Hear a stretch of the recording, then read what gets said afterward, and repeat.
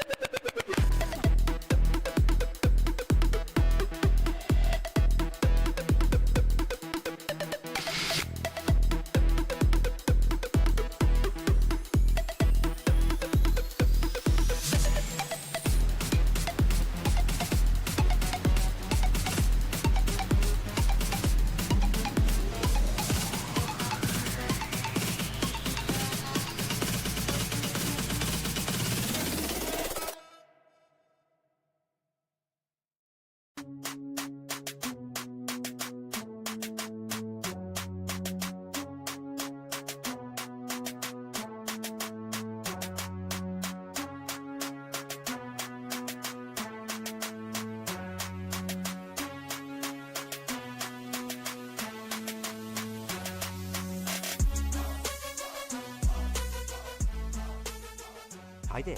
It's your second favorite DP right here, okay? No, that's Deadpool, you silly little Hufflepuff. Anyways, I'm gonna need you to shut up that pretty little mouth of yours and pay attention because the show's about to start, alright? And, I don't know about you, but I know who's my vote for sexiest ex-soldier turned pop culture show host. Alright, enough foreplay. Let's get on with the show.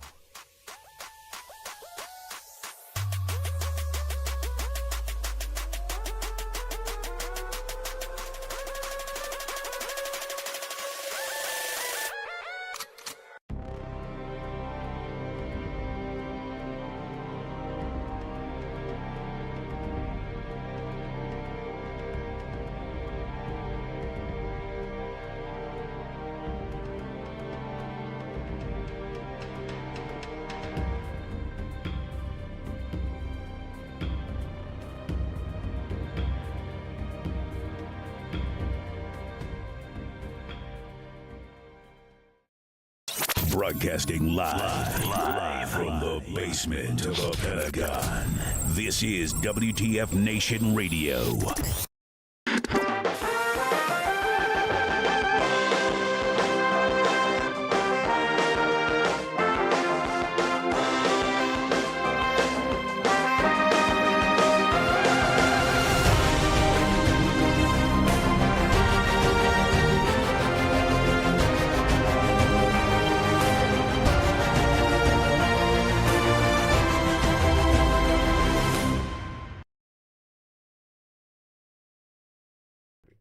Hey, everybody. Welcome, one and all. Today's August 22nd, 2023, and this is episode 142 of Pop Culture Warriors, the show where I stay up to date on all the ins and outs of what's happening in pop culture so you don't have to.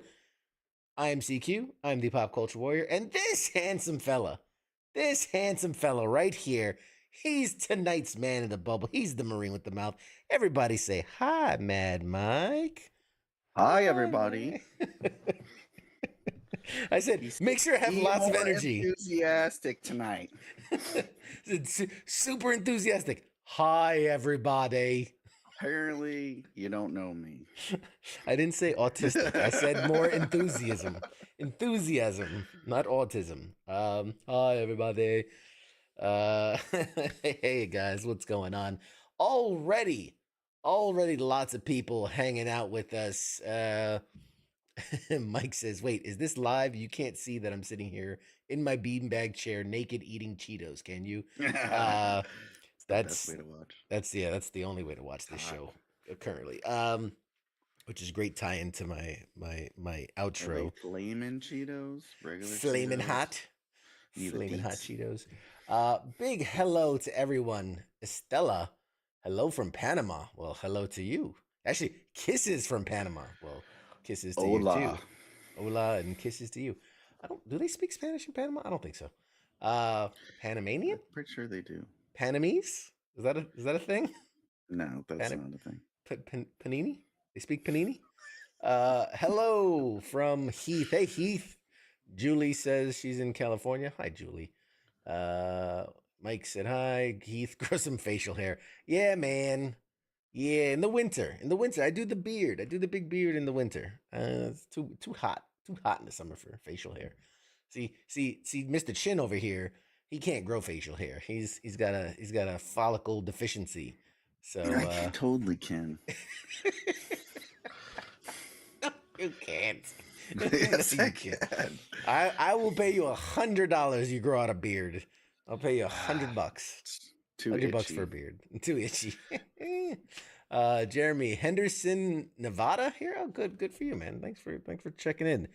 And we got Keith watching from my mom's house. All right, cool, man. Nice. Tell her I said hi. Tell her I said hi. So much to do and talk about tonight, man. We got lots We got lots stuff going to on. do. We're doing chores now. We're doing things. We're talking things. We're doing things. First and foremost, I threw out there into the interwebs, in case you guys didn't see it. I threw it out there. Mr. Mad Mike doesn't like to hear me talk about it, but this one time I was on Family Feud. There was this one time. This one time I was on Family It's a Feud. ban on that show. He has a ban on the show. But the reason I bring it up is because somebody, I guess, caught a replay of the episode, whatever, and then thought I made a pretty funny face and sent me this. So here was some reaction to some particularly spicy answers from one of the contestants, and they basically said, "Oh, this would be great for a meme." And so I put it out there. I put it out there in the world, and I said, "Hey, if you think you got what it takes to make a funny meme, lay it on me." And you know what? You guys didn't disappoint. Mr. Mad Mike, would you care to see some memes and to judge these memes harshly?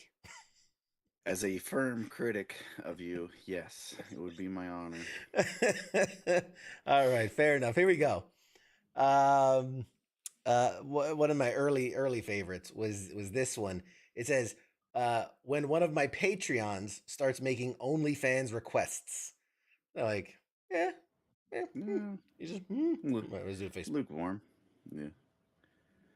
You got a lot of pictures where you make weird faces.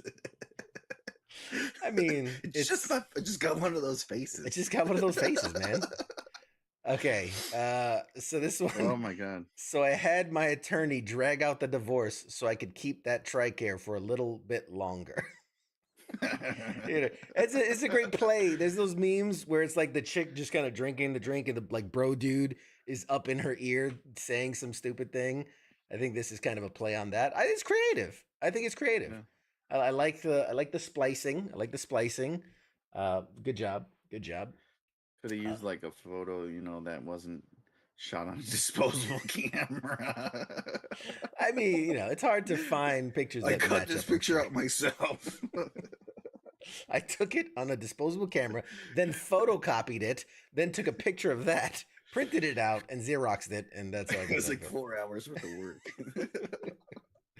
All right, it's a little small, but it says, when she asks you to take, I think it was when she asked to take you home from the bar, first face, when she pulls into the engineer battalion barracks parking lot.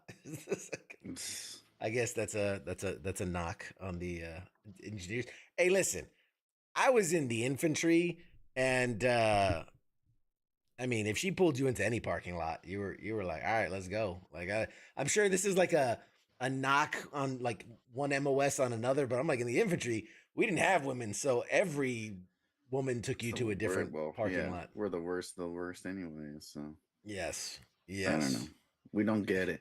We don't get it. As Key says, I'd say officer post housing would scare me more. Yeah, fair enough. What else we got? When you see the dead hooker, but decide to hit it too. That's dark. One. That's dark. But whoever did that, next time put the font on the bottom. You can cover his hand and not his face. Yeah, you don't want to cover the face. Yeah, that's the money maker, man. That's the money maker. You don't want to cover the face. But I do like that. That tiptoes into that like dark humor, which we love. We love that. So when you see the dead hooker, but decide to hit it too. I mean, double entendre, right? Because you could hit a dead hooker, or you could hit it. But yeah,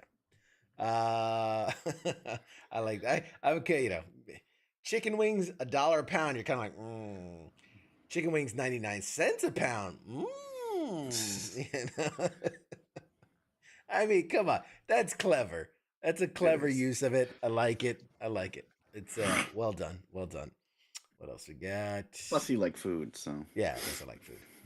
When some guy talks to your boy's woman and he drunk AF.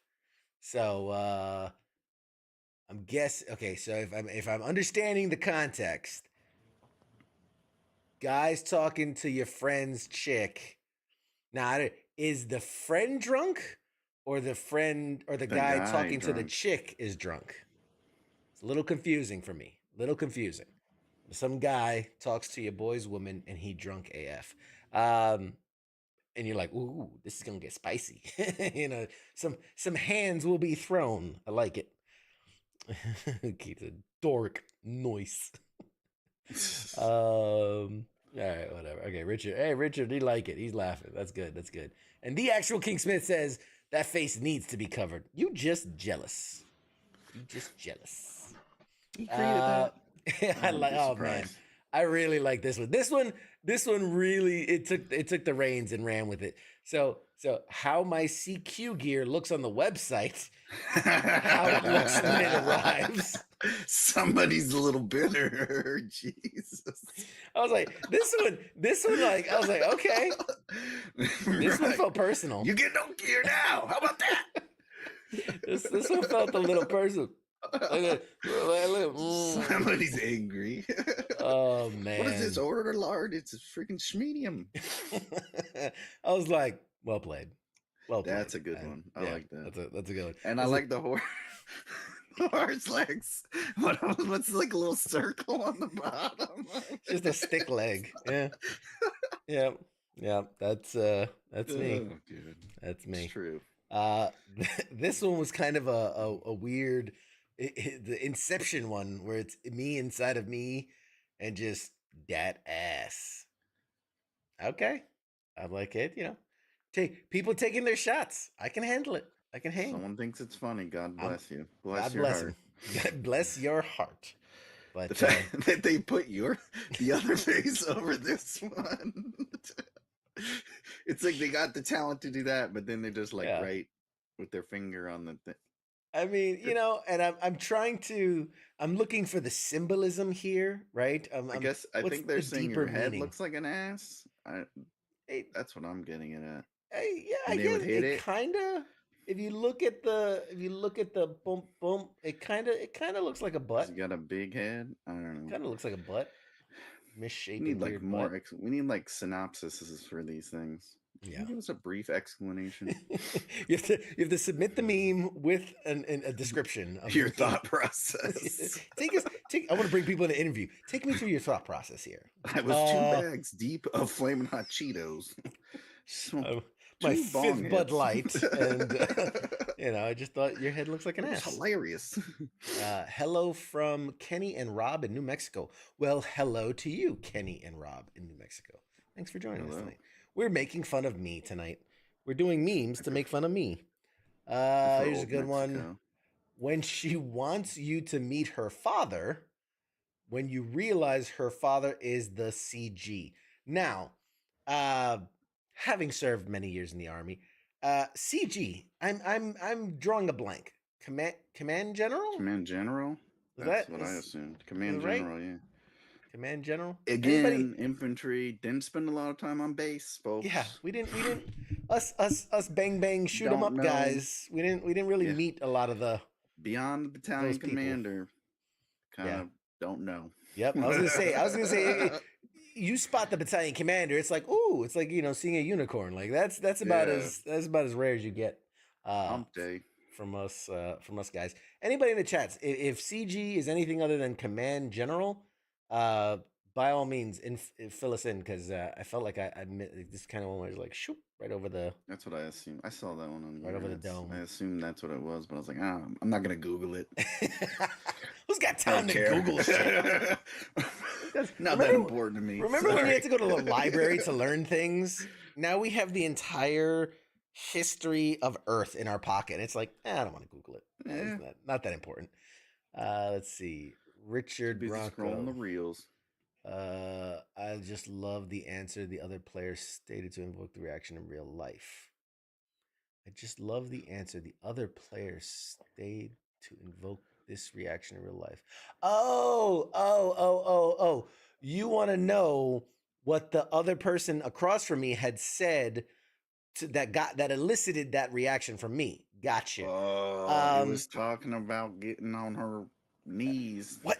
You saw it? Oh, you saw it. Damn it. You busted. I saw it. Busted. You watched it. He's like, I didn't watch it. I'm a ban on Family Feud. You watched it. I watched the clip on your freaking website.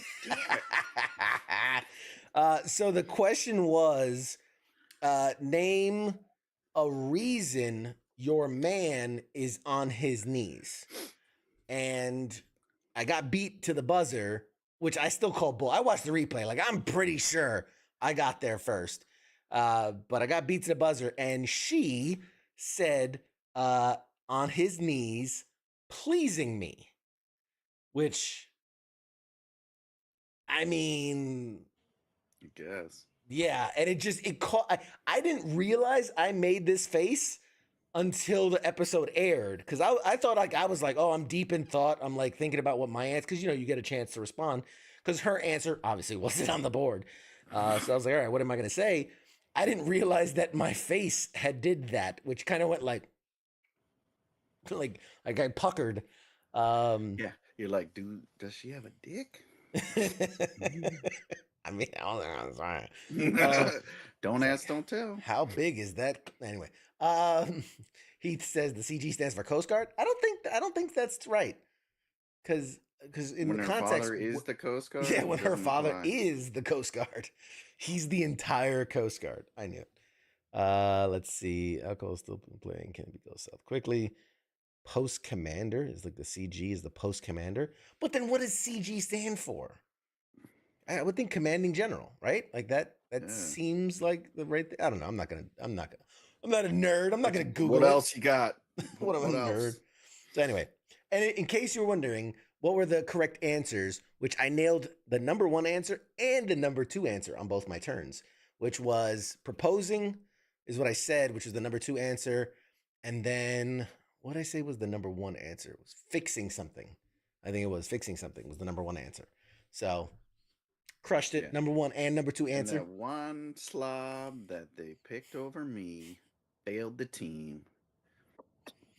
Should have picked Mad Mike. Would have won it. They passed it to the ladies. They failed, and they got the pity points. The pity points. Got that pity points.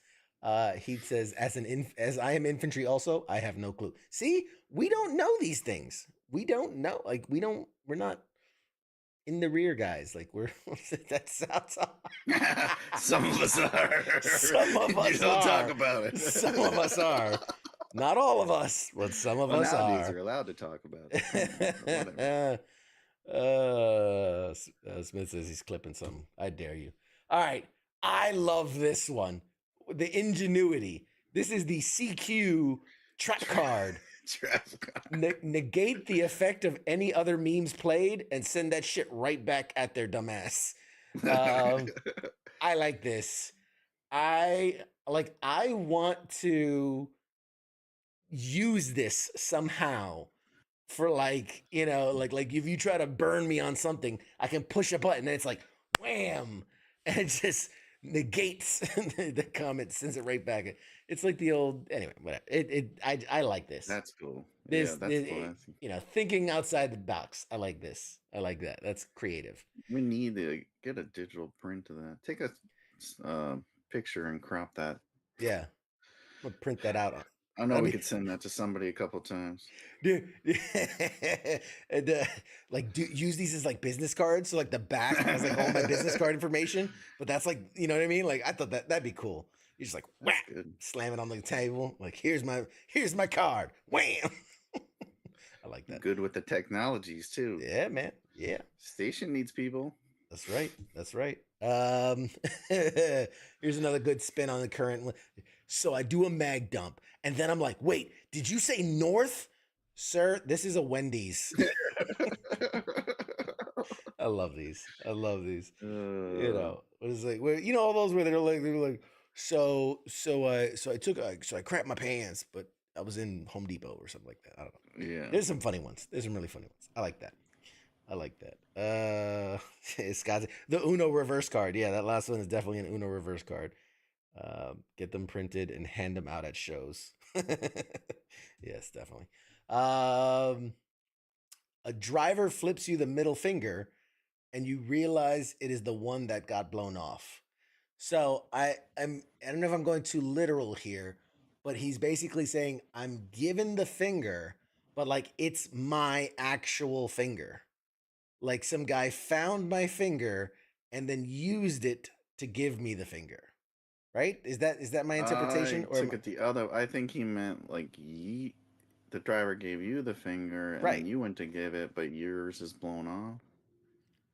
I mean, you could go that way. Just worded it weird. Yeah, in my initial thought, it was like a driver flips me off, and like he's giving me the middle finger, and you realize it's the one. Yeah, they got like, oh man, I lost the thing. But then I thought like I went, maybe I thought about it too hard, but I thought like you realize it's the one that got blown off. Like he gave me the finger with my actual finger, which I think would be funny. That's fucking morbid. I think it'd be funny. Bad. Holy shit, dude! I think it'd be funny. You have dolls with CQs here at your house too? Fuck. The driver flipped you a stumpy. I don't know. Yes. Hey Ray, how you going, buddy? Like I said, we need I don't know, synopsis with these. So start submitting your descriptions with the we need a paragraph on why use. All right. Here's another one. That look you get when someone says Danza. Did you guys have Danza in the Marines? No. I don't know what that is. So Danza in the Army is one of the few things that I remember. Danza is like, you'd be in a formation or like a ceremony, and it'd be the middle of the day, and then like the commander would be like, Danza. And basically it meant like scram, disappear. Oh no, that's Zonk. What am I thinking? Zonk is when is disappear. What was Danza? Danza was day of no scheduled activities. That's a Danza day. Zonk. Thank you, Ray. I got the two confused. Danza's day of no scheduled activities. So like a Danza day would be a day you weren't. It's like an off day. You didn't have to do anything. Oh, sorry. Yeah, no, I was in the Marines. So there's always shit to do. we didn't have days. If there's nothing to do, they'll find shit for you to do. We are experts at cleaning. Yeah. Shit that's been cleaned 1,000 times. Like Max says, it's a sham day. Yeah, you're gonna sham that day. That's a Danza day. Yeah, we don't get that. Always working. Government gets their money out of us. Always sweating. Let's see. I like this one. when you try on the brown round for the first time, when the actual drill sergeant walks back into the barracks, because it's implying, you thought he was the drill sergeant, but he wasn't the drill sergeant, and then the drill sergeant walked in, and then he's gonna get effed in the A. Must be an Army thing.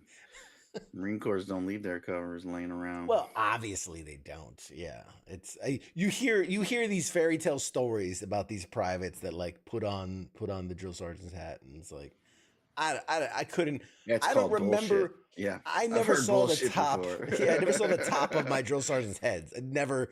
That's when they were Never. wearing that thing in the gas chamber. They put Like in the freaking shower. Yeah, it's on there. It's on top of their gas mask. The I'm telling shower. you. It's like, Yeah, man, they never take them shits off. So yeah, I don't know, but still funny. When you don't trust that post Taco Bell fart. Yeah, I mean, you. Seems to enjoy it a little. Ooh. All right, let's see what else we got. The face you make when you see the CG's daughter walk into the barracks. Again, See? I gotta Again. CG. I'm gonna Gotta be commanding general. Listen, I've got a Some story. kind of guard? I don't know. You have a guard? No. Crotch guard? That's what we call Marine guys. We got the crotch guard here, gentlemen. No. I got a story about when it was like, I want to say it was the battalion commander's daughter used to come hang out at the barracks, and one of these days I gotta say that story. It's a doozy. It's a doozy. I'm gonna Google it. He's Googling it. Like, oh, you're gonna like this one, Mike. When she says she likes comic book movies, he's like, ooh. And then, I love Jared Leto. He was the best Joker and was great in Morbius. And you're like, Exactly. Oh no. Jim says, when hers is bigger than yours. Yeah, that's definitely, yeah. We had a guy put his nuts in the drill's hat, then send him the picture the last day where he found out he was a holdover. Oh, Jesus. All right, so from Jim Handy, he said, they had a guy in basic put his nuts in the drill sergeant's hat, then send him the picture on the last day, then found out he was a holdover. Oh, you're gonna suffer for that one. Thoughts on the best Joker and great in Morbius? That was pretty good. I like that one. That was good. That was good. So yeah, first they came up with a bunch of Coast Guard. It's like, what is CG Coast Guard? Yeah. And it says commanding general. Commanding general. That's what I thought. Yeah, for US, and then it gives me like for other countries. Yeah. So for some folks, I don't feel like they understood the assignment, which is fine. I think they interpreted it as, look at this picture and then give me a meme that makes you think of it, I guess. So we got the Homer one that says, the moment you realize your fart smells worse than you thought. So it's that like, he's back. You realize how bad it is. You just kind of blend into the bushes and disappear. So there's that one. And then there was another one. I'll catch that other one. The face you make when Ice flips his table. So Ice, obviously our station commander, tends to get a little heated. For those that don't know, he tends to get a little animated at times. So this is the face you make when Ice flips his table. What else? Here's the other one. I'm not sure how this relates, but they contributed it, so I'm going to share it. And she's leaning in, says $50, and it's whatever you want, baby. And he says, will you beat up my baby mama? Okay, sure. That is a meme. That is must be that's like, who's that? Someone in the NFL? Antonio Brown, is that you? Ocho Cinco? Oh man. All right, what else we got? This one, yep. I got a problem here. That's yeah. And it almost looks like I'm reaching back to check, and yeah. For those of you that don't know, proper Family Feud etiquette. You know, one hand behind the back, one hand on the table. That's proper etiquette on the show. What else? I really like this one. When you see King having internet issues yet again. For those of you who don't know, we got a clown on our homeboy, the actual King Smith, for consistently having the most inconsistent internet on the face of Earth. I know I've played like Call of Duty online with kids from like Afghanistan who have better internet, more stable internet. Can't speak a lick of English. You can hear them clearly. They're not freezing up or nothing. Yep. He's over here like, we should just do a whole show like that one day. Call it the sports bar. Oh man. All right. So what else we got? Yep. And I think that circles us back around to one of my Patreons start making OnlyFans requests. I don't know, man. Is there a clear winner here? Can we get some votes from the audience? Mike, what do you think? While the audience is voting here, I need a Jared Leto one, the best. The comic book. Yeah, I'm torn, man. There's some really, really good ones. I like the gear. Oh, that one. I forgot about that one. That was a good one. That one I like the best. Is the gear one. I think I would say the gear and then the trap card. Was good. The trap card was good. I do just like that because they make you look good. Yeah. So I did a mag dump and I was like, wait, did you say North? Sir, this is a Wendy's. I do like that one. I do. These are all great, man. They're all so good. I can't pick just one. You know, they're all well done. But I definitely think the comic book movies one. I think because I like the references. I like the ones that have real references. So like the gear one, like I feel like that's a real reference. That's just something very real. You know, I like the comic book one. Obviously, we do all the pop culture stuff. So like, you know, so being excited for someone that likes the stuff, and then you know, be like the Jared Leto one is whatever. Yeah, man, there's so many good ones. King and his internet. I mean, that's a great one. Sweet one. You see King having internet issues again, and you're just like, oh God, fucking hell. Again, put the words on the bottom. Yeah, put the words on the bottom. Exactly. I like the dark. Keith likes the dark one. Heath likes the merch one. There are less of them now, so I mean, it's tough. It's a tough choice. Keith likes the dark one. When you see the dead hooker, but decide to hit it too, you know, that's. I mean, I'm a foodie. I'm a fatty foodie. I mean foodie. You know, chicken wings, and you're like, 99 cents. That's just, I don't know. I like that. That tickled my funny bone. Yeah, this one just it hits like, you know. You're just like, oh, you son of a bitch. I knew I shouldn't have printed out these shirts myself. Them Chinese labor camps, man, they do not make good quality stuff.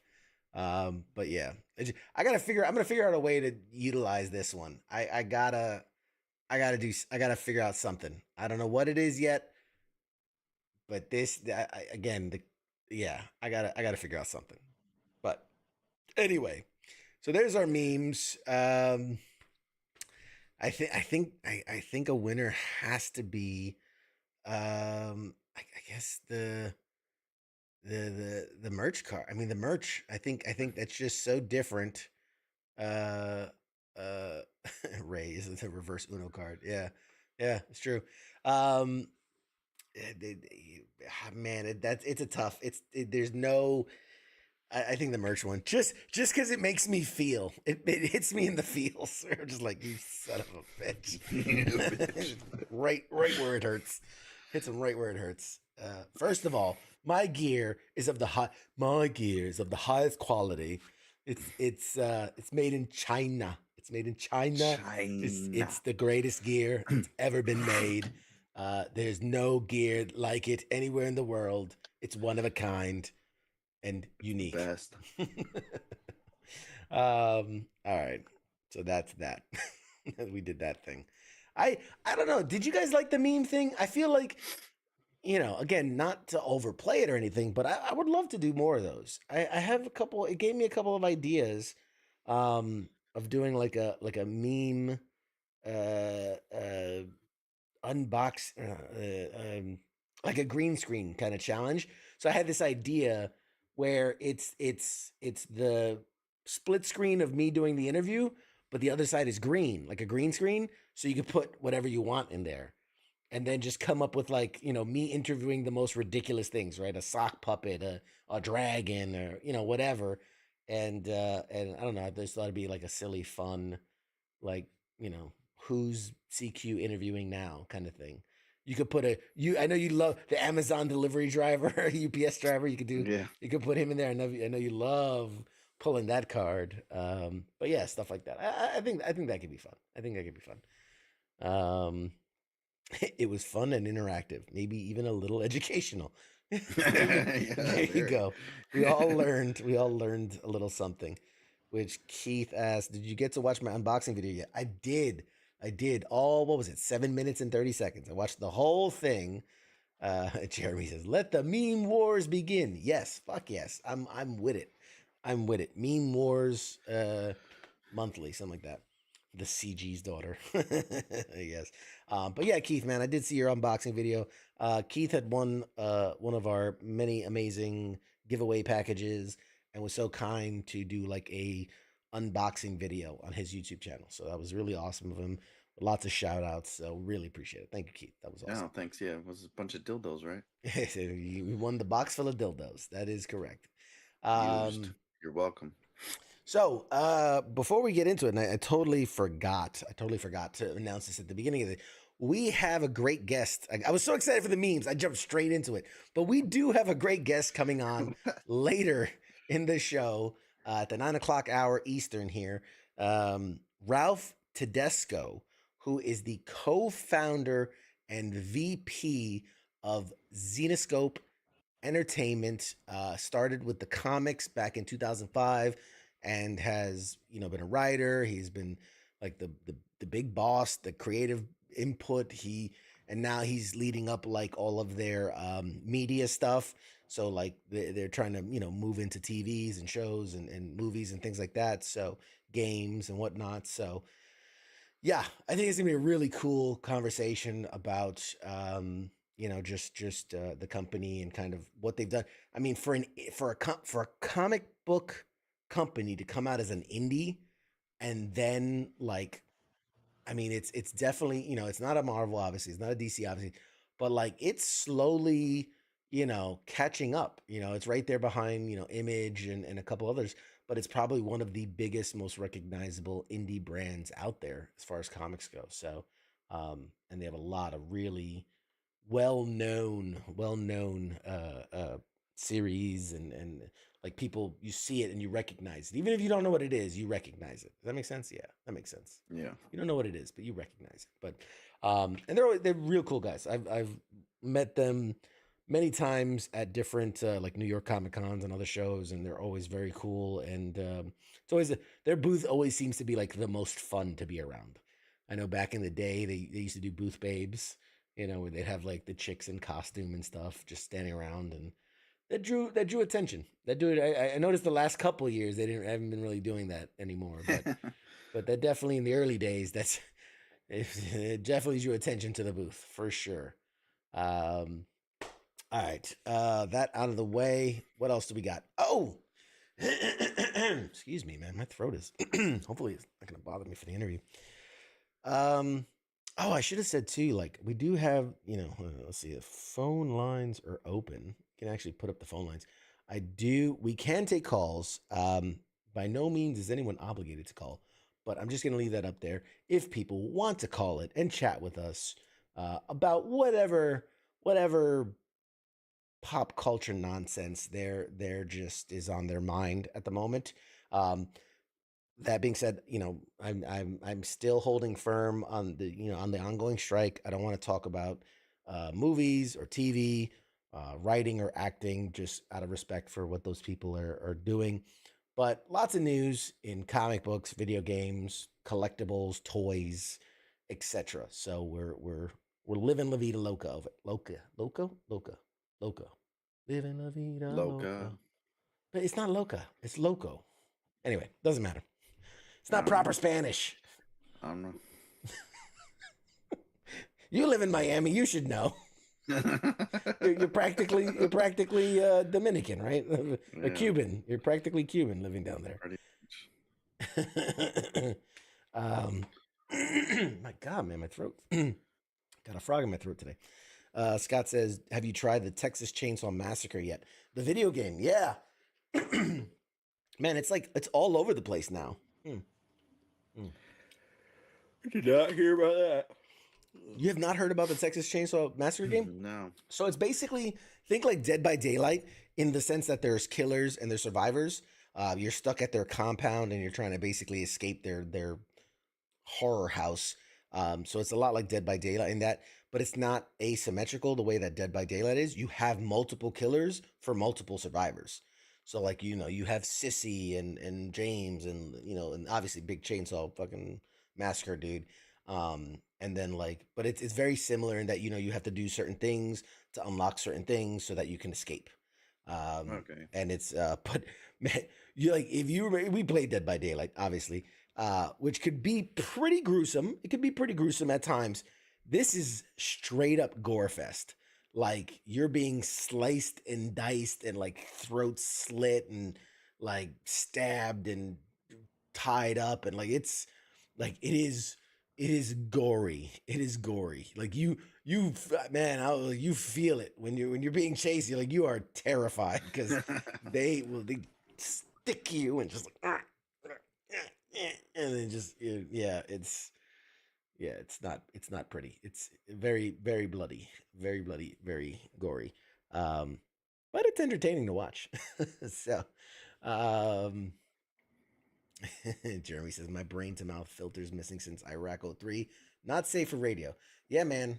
Yeah, I feel you. This is taking years of practice to learn how to put a filter on it and try not to say anything. Yeah, Scott says the game is more puzzle than hold left bumper to work on generator. Yeah, that's it's more puzzles and figuring out because you got to get the valve for the thing to turn off the steam electric, which will then power the electric gates to get from being electrocuted, and there's lock picks to open doors and all types of stuff, all while being actively chased and hunted and murdered. But it's fun. It's fun to watch. I'll pass. That's too much work for me. Too much coordination, too much work. Took me a week to Google what a CG was. That's fair. Yeah, Luna, what is a filter? Yeah, good point. Okay, so what were we talking about? In-game news. So here, let me switch you. I'm going to switch you over to the right chat channel so that you can hear this, because I have some trailers. We got some newly announced trailers. Where's my audience mix? There it is. Newly announced trailers for upcoming game series. So let's take a look. Let me. Where's my? Nope, that's not right. There it is. And then we need to go to. I have so much stuff, so many things. But there we go. Here it is. All right, let's all take a look at this recently announced game and see if you can guess what it is first.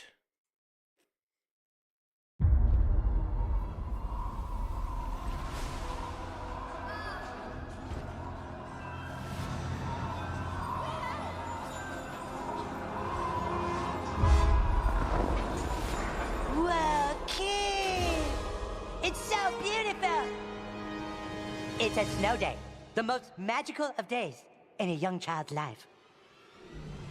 Yes! Yes! There's no ski! It's a snow day!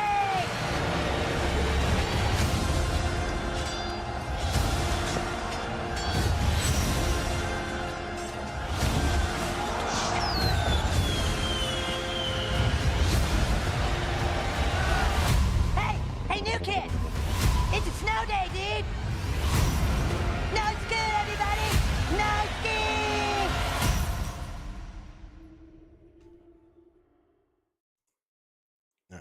And we're back. So which so that is South Park Snow Day. Thoughts on Snow Day. Yeah, looks Yeah. good. Yeah. It's like all the other ones. Yeah, I was They're gonna fun, say, like, so little time killer type games. yeah. So I got this story press release here. A new South Park game called South Park Snow Day has been officially revealed. South Park is one of the most beloved but also controversial cartoons out there. The show has been on the air since the 90s and has made headlines for its incredibly edgy humor, but it's also wildly successful beyond that. The creators of the show tight deadlines are able to produce a uniquely animated show at a rapid rate to stay relevant, and it does all of this without the writing feeling rushed or unfunny. The series has been so successful that it spawned films and even multiple video games, the last of which released in 2017, courtesy of Ubisoft. That was the crack but hole, something like that. Something like that, Yeah, some butthole reference. yeah, the butt hole, something like that. The whole butt. I don't know.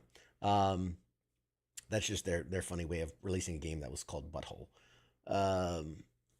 The cracked butthole. That's what it was. So the cracked butthole is what they did. Funny. Now a new 3D style South Park game titled South Park Snow Day is on the way from THQ Nordic. The game will release in 2024 and feature a bunch of children fighting on a snow day by using things like shovels and more. It looks like players might be able to take on their own, make their own custom characters based on some of the shots of the trailer, and will be able to partner up with friends in co-op. This will obviously be Xbox, PlayStation 5, Nintendo Switch, PC, whatever. Yeah. So as part of the release, they said an all-new South Park game is coming in 3D. Join Cartman, Stan, Kyle, and Kenny in three-dimensional glory to celebrate the most magical day in any young child's life, a snow day. Grab up to 3 friends and battle your way through the snow-piled streets of South Park on a quest to save the world and enjoy a day without school. So there you go. That's cute. Yeah. Jeremy says, money, money, money, that is all. Yeah. Pretty much. Yep. And Keith there, Cracked Butthole. That was the name of it.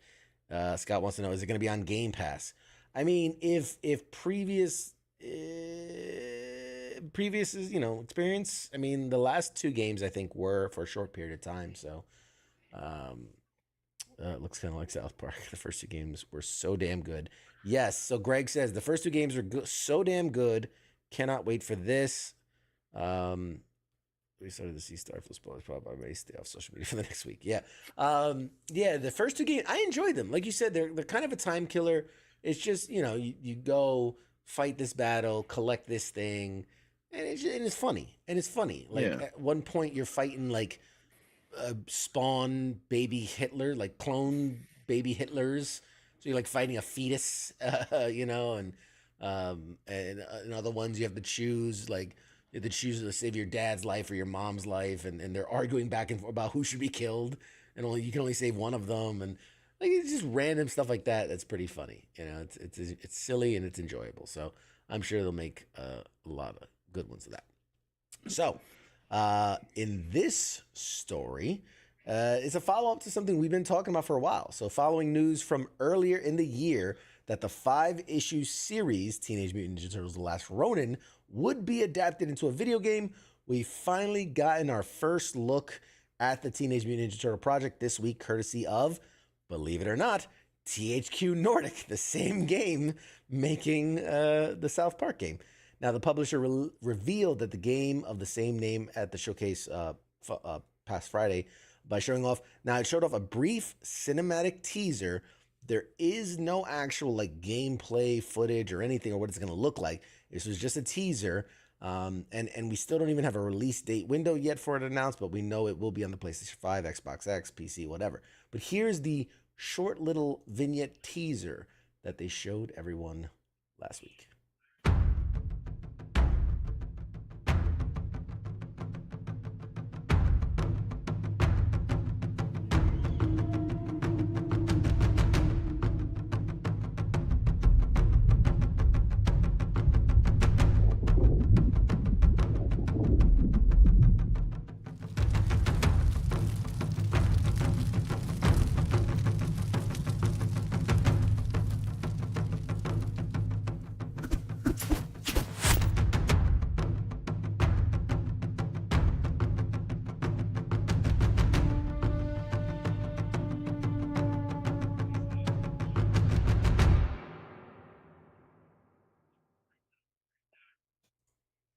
So there you go.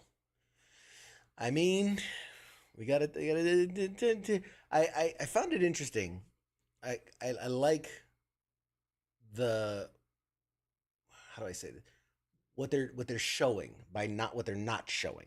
You know what I mean? Yeah. Like they're giving us a feel, a vibe for the game, which I really dig, and it definitely feels like they understand the content, right? It's not gonna, if you haven't read the books, it's not gonna make a lot of sense, but it definitely, I got the vibe of like, okay, they know what they're doing. This isn't Yeah. the usual cash grab, oh, whatever. It definitely feels you know right, I guess I should say. um I don't know if there's any, because in the books they never really talked about how the turtles died. They never really covered that, like how they died No. exactly. Oh, it was like, oh, they died in battle. Like that was the whole thing. They was, they died in battle. Um, I mean, how else would they die? He was hit by a bus. Yeah. He choked on a A pizza. crocodile ate him in the sewer. Yeah, of New York. He got hepatitis from a needle in New York, and succumbed to it. Turtles can't handle hepatitis. Lactose intolerant. Years of eating pizzas. He had a massive coronary heart attack, and all they eat is pizza. Anyway, but I found it interesting. Like, I've watched the vignette a few times now, and like, there's the four, candles representative of the four turtles. The first one seems to die underwater. Like the first one shows water, and then you see the mask floating.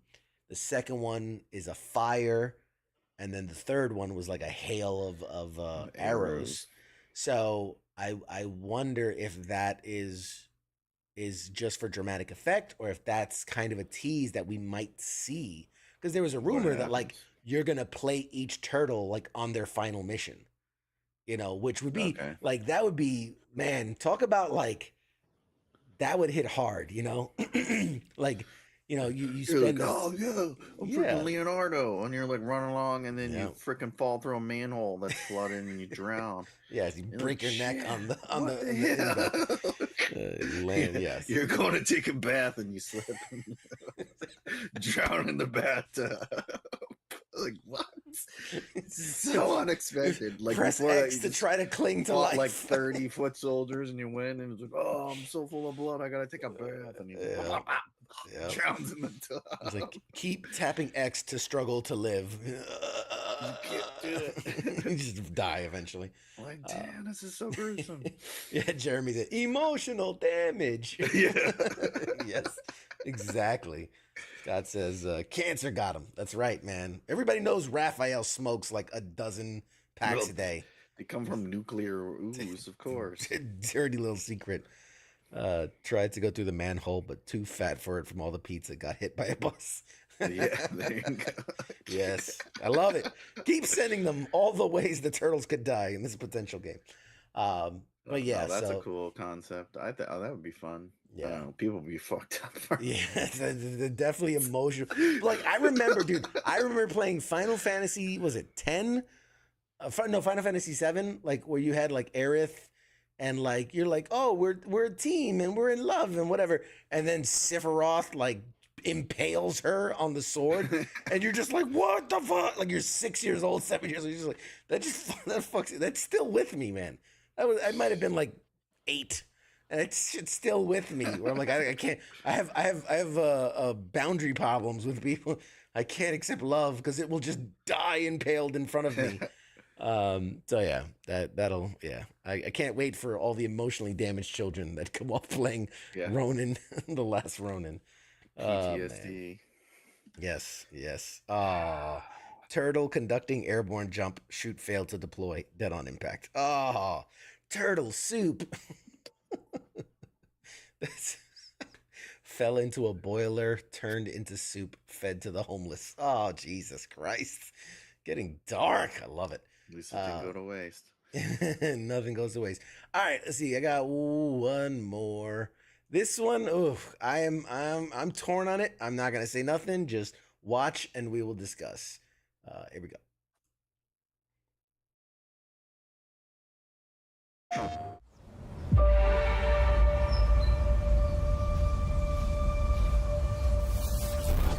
don't panic. No one is going anywhere.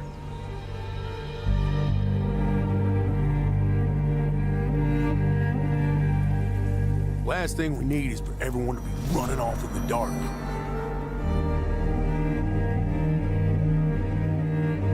I'm keeping this group together, alive. And I've been doing that all along, no matter what. I didn't ask for this. I killed my best friend for you people.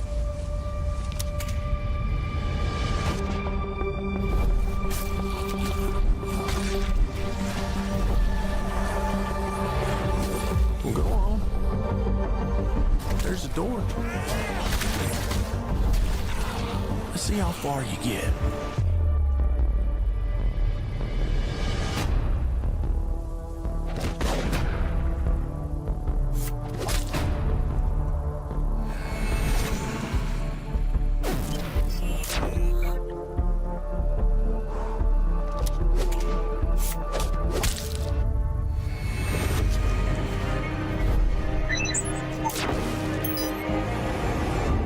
No takers?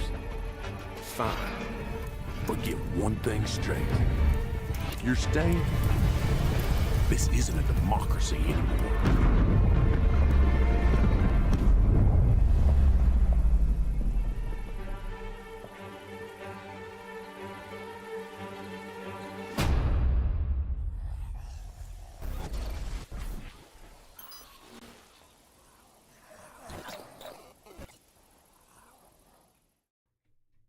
So there you go.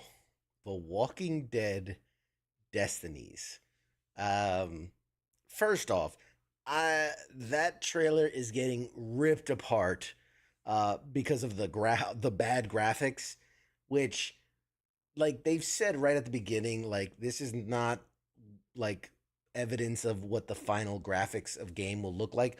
Although a lot of companies say that, and it's only maybe 2% better when they do release it. It's like slightly better. Yeah. Like it's not even for you to realize, like, notice any difference. Yeah. So I mean, while it is pretty bad in the sense of like how it looks graphically, I mean, you got to give them some, like, this is not coming out till next year, right? So there's more time for development, but I'm more interested in just how that plays out in the sense of rewriting the story, as it were, right? Because you could play it through and then recreate the story exactly as we saw. But this idea of, like, remember the old books, the like choose your own adventure, like if you choose to go left, turn to page 9. I used to love those as a kid. I fucking love those things. But the idea that you have a game like that, which I know, like the Telltale series, the Walking Dead Telltale series, they did a version of that. Something like that, yeah. And that one was more based on the comics, and that universe, whereas this is obviously pulled straight from the show.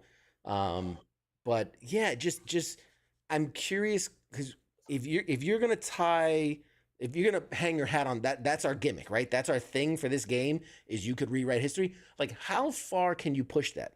Like, don't tell me that, this is, it's a $60 game, whatever, and then, like, you could have 3 alternate choices, right? Like that. Yeah. You know what I mean? Like, well, it looks like the main one is like you could be Rick or Shane or Rick. Yeah. Yeah. So That's I'm hoping that, no, I mean, so in the write-up they talked about, here, I'll show you real quick, and then we're gonna cut to a break here in a few minutes. Game Mill Entertainment, AMC, have announced the new game Walking Dead universe called The Walking Dead Destinies, third-person narrative-driven action-adventure game in which your choices can reshape the story of seasons 1 through 4 of the hit TV show. It's in development for all major platforms. You begin by playing as Rick Grimes and visit key locations from the show, such as the Green Farm, the prison, Woodbury, and Atlanta.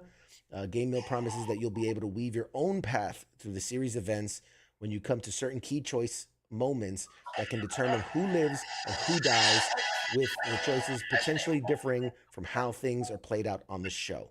So, yeah, it's they say, okay, Destinies will include over a dozen characters from this TV show, including Shane, Michonne, Carol, Daryl, Rick, and more. Each character has their own unique abilities, and you'll need to manage your resources, including limited amounts of weapons and ammo.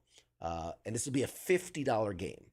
So, I don't know. I don't know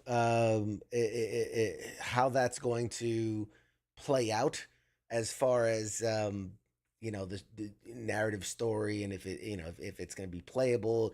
Like I want to make it so everyone dies. Like if you can take it that far, or like because even the Telltale series game, which were great and really felt the story would change depending on your answers. It really felt that way. But even them, they were kind of hamstrung into like, there's only so many, you can't animate completely new, there's only so many choices you can actually have or effect you can have over the game. I remember playing it the first time and you're like, oh my God, I really felt like this was my playthrough. Then you play through 5-6 times choosing different answers. You're like, we always end up in the same place, so it doesn't really matter. Exactly. So it's that kind of a situation of like, how can you make it, like Greg said, Coral. I want to press Y to Coral. That's all I want. That's all I want. Greg says, if the game came out 10 years ago, sure, I could give two shits. I'd be damned if it's priced at a AAA price point. I mean, it's 50, which I guess most games are going for like 70 now. So there's that. The first choice is whether Rick or Shane got put into a coma. Like they should have done that a while ago. It's way too late now. Yeah. You guys are funny.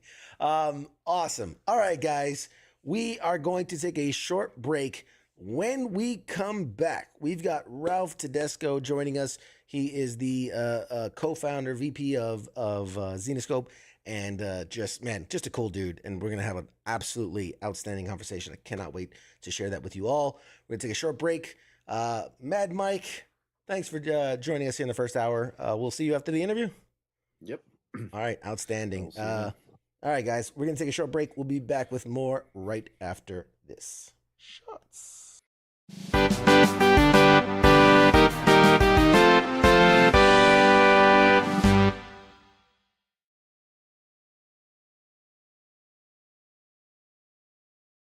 You're listening to the sounds of WTF Nation Radio.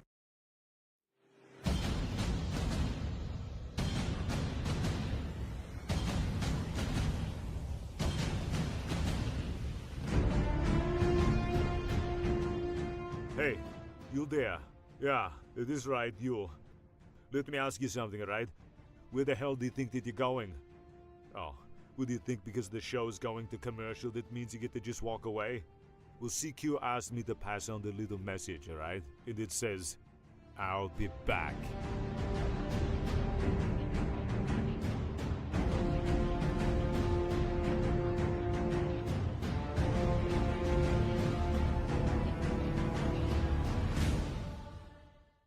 After all I've done, do you love me now? Do you love me now? After all I've said, running through your head, do you love me now? Do you love me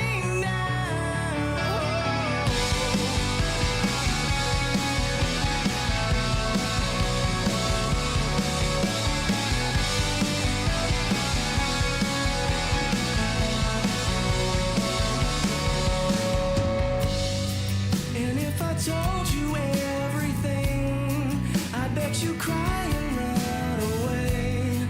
'Cause with all the lies I keep, made you believe this was me. The truth is I am not at all who I preach myself to be. And I deserve to be alone, and I'm alone here with me.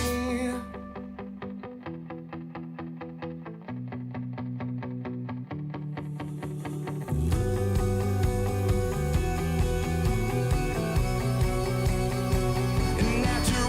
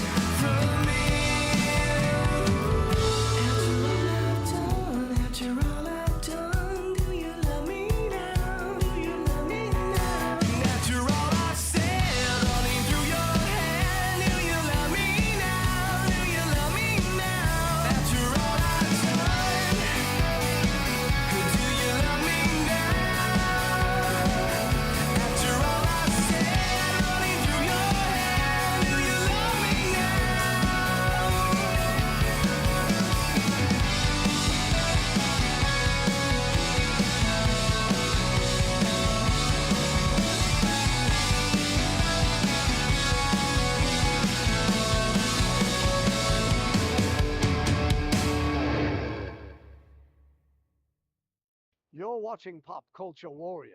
The force is strong. They have the high ground.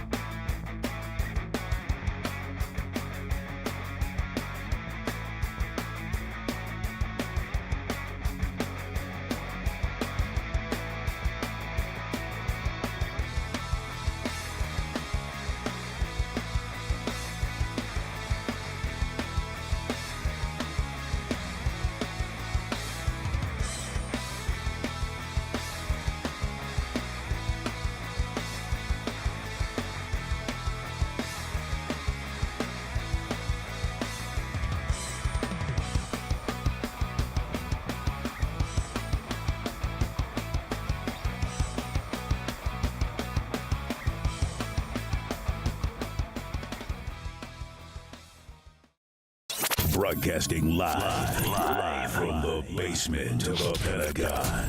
This is WTF Nation Radio.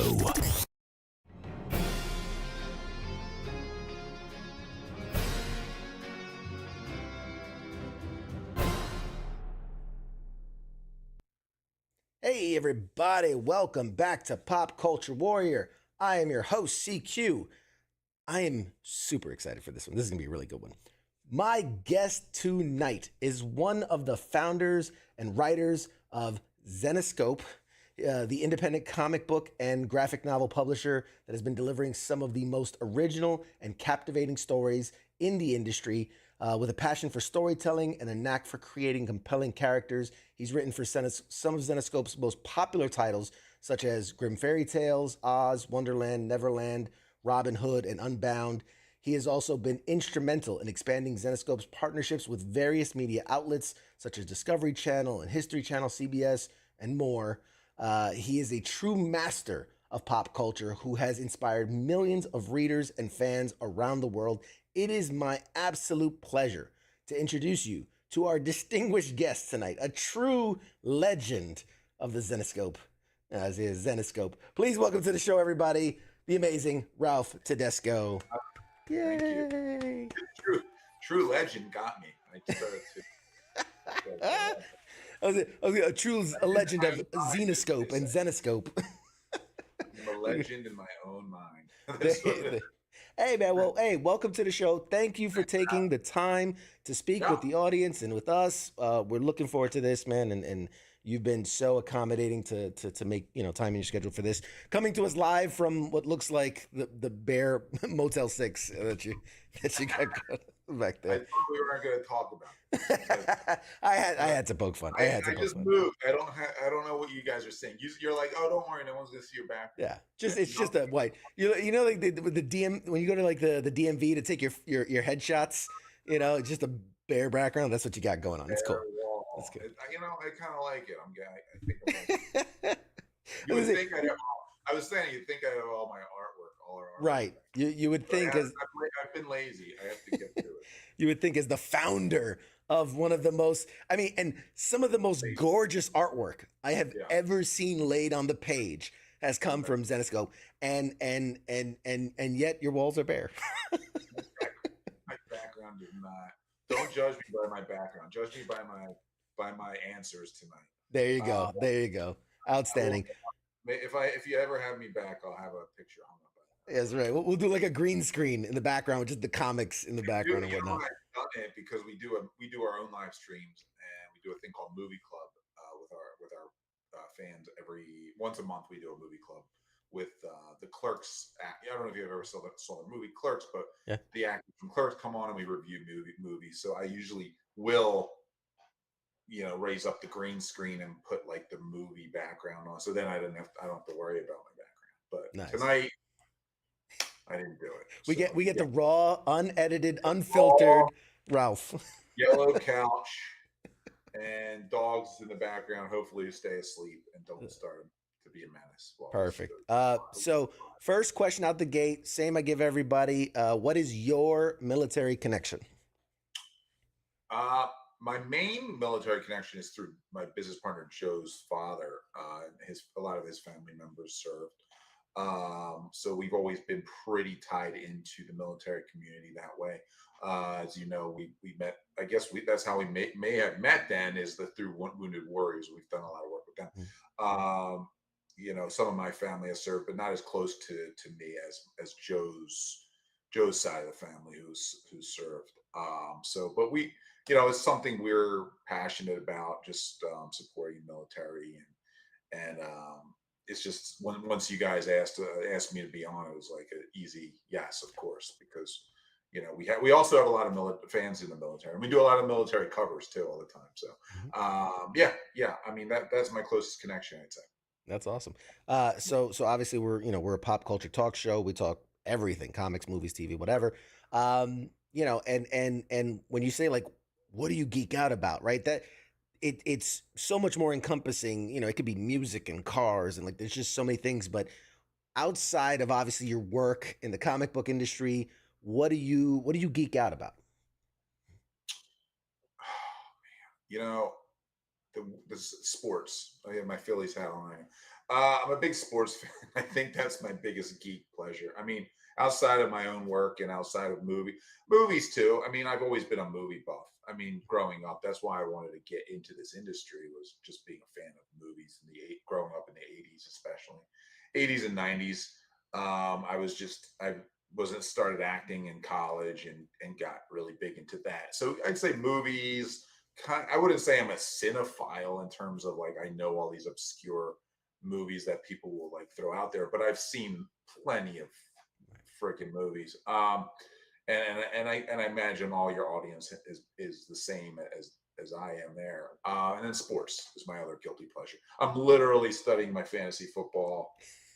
It's the dorkiest thing. I mean, people are like, it's basically, it's Dungeons and Dragons for sports is what fantasy football. Yeah. So I've been studying that this past weekend, but because I need to catch up on my fantasy football. You got a team name yet? Team name? Our league is going on 30 years. So my team name has never changed. It's embarrassing. My first team name is called the Pimp Daddies. Because I thought that was funny when I was 18 when we started this league. We were like 17, 18 years old. I thought the Pimp Daddies was such a cool name. Never changed the name. So my oldest team is the Pimp Daddies. Then I have Prestige Worldwide, based off the movie Step Brothers, is my other team name in my other league. And my third team name is I can't even remember it. It's another movie reference, and I changed it last year, and I forget what I changed it from. That's awesome.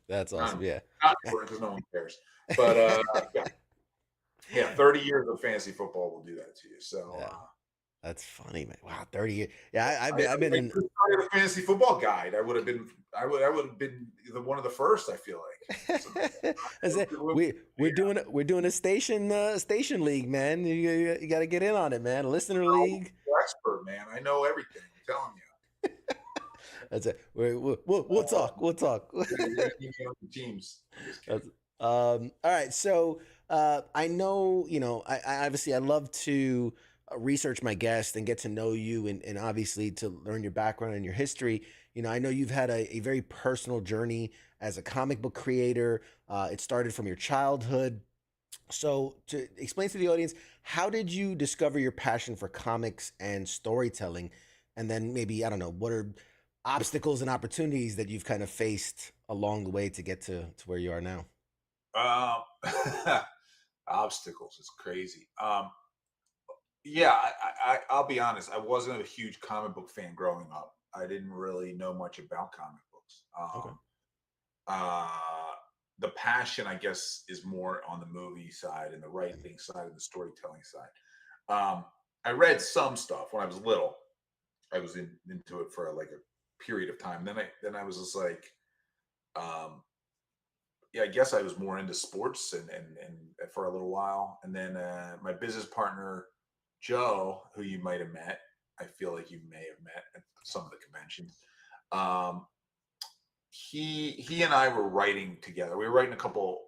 We started writing screenplay. He found out I was acting, and we were friends growing up. And he had mentioned comic books to me, and he's like, "Well, I kind of have this idea for a comic book." We had written a screenplay together, and we were shopping it around. I was living in LA at the time, and he mentioned comics, and I was like, I don't know a lot about comics, but I don't think I could. I don't think that's for me. I can't write comic books, and because I thought it was just mainly superheroes, and I loved like superhero movies. Superman was my favorite movie as a kid. Superman's and all that stuff, but I wasn't reading the comics. I didn't know much, and I was just like, I don't think I can write. I just don't know anything. And he's just like, no, they're making all these movies out. They're like, you can write about whatever. They're making all these comics out of, you can do anything. So the first comic I read fully, like really picked up and read the series was Preacher. So I read Preacher first, and I was like, okay, that's fucked up. So then I realized like you really could do anything. And then I got a little bit into Hellblazer comics. And I'm one of the only people who like the movie Constantine, maybe. And I love that movie, and I think it holds up. And then I saw History of Violence, and I realized that was a graphic novel. So all this stuff was like, okay, like you can do anything in comics you want. So that's when I kind of felt like, okay, I can do that. I mean, I know how to write a story. I know how to tell a story. I think like we could do something. And I was in my mid-20s at that point when we kind of started kicking around the idea. And Joe I had this first idea was the Grimm fairy tales, sort of take these fairy tales that were Disneyfied, go back to the original creepy stories, which they are. The original stories are pretty creepy and weird and messed up. And let's like make our own versions. Like let's go back to the originals, tell an original tale. And we were big fans of Twilight Zone and Tales from the Crypt and those types of stories. So we wanted to do our Tales from the Crypt version of fairy tales.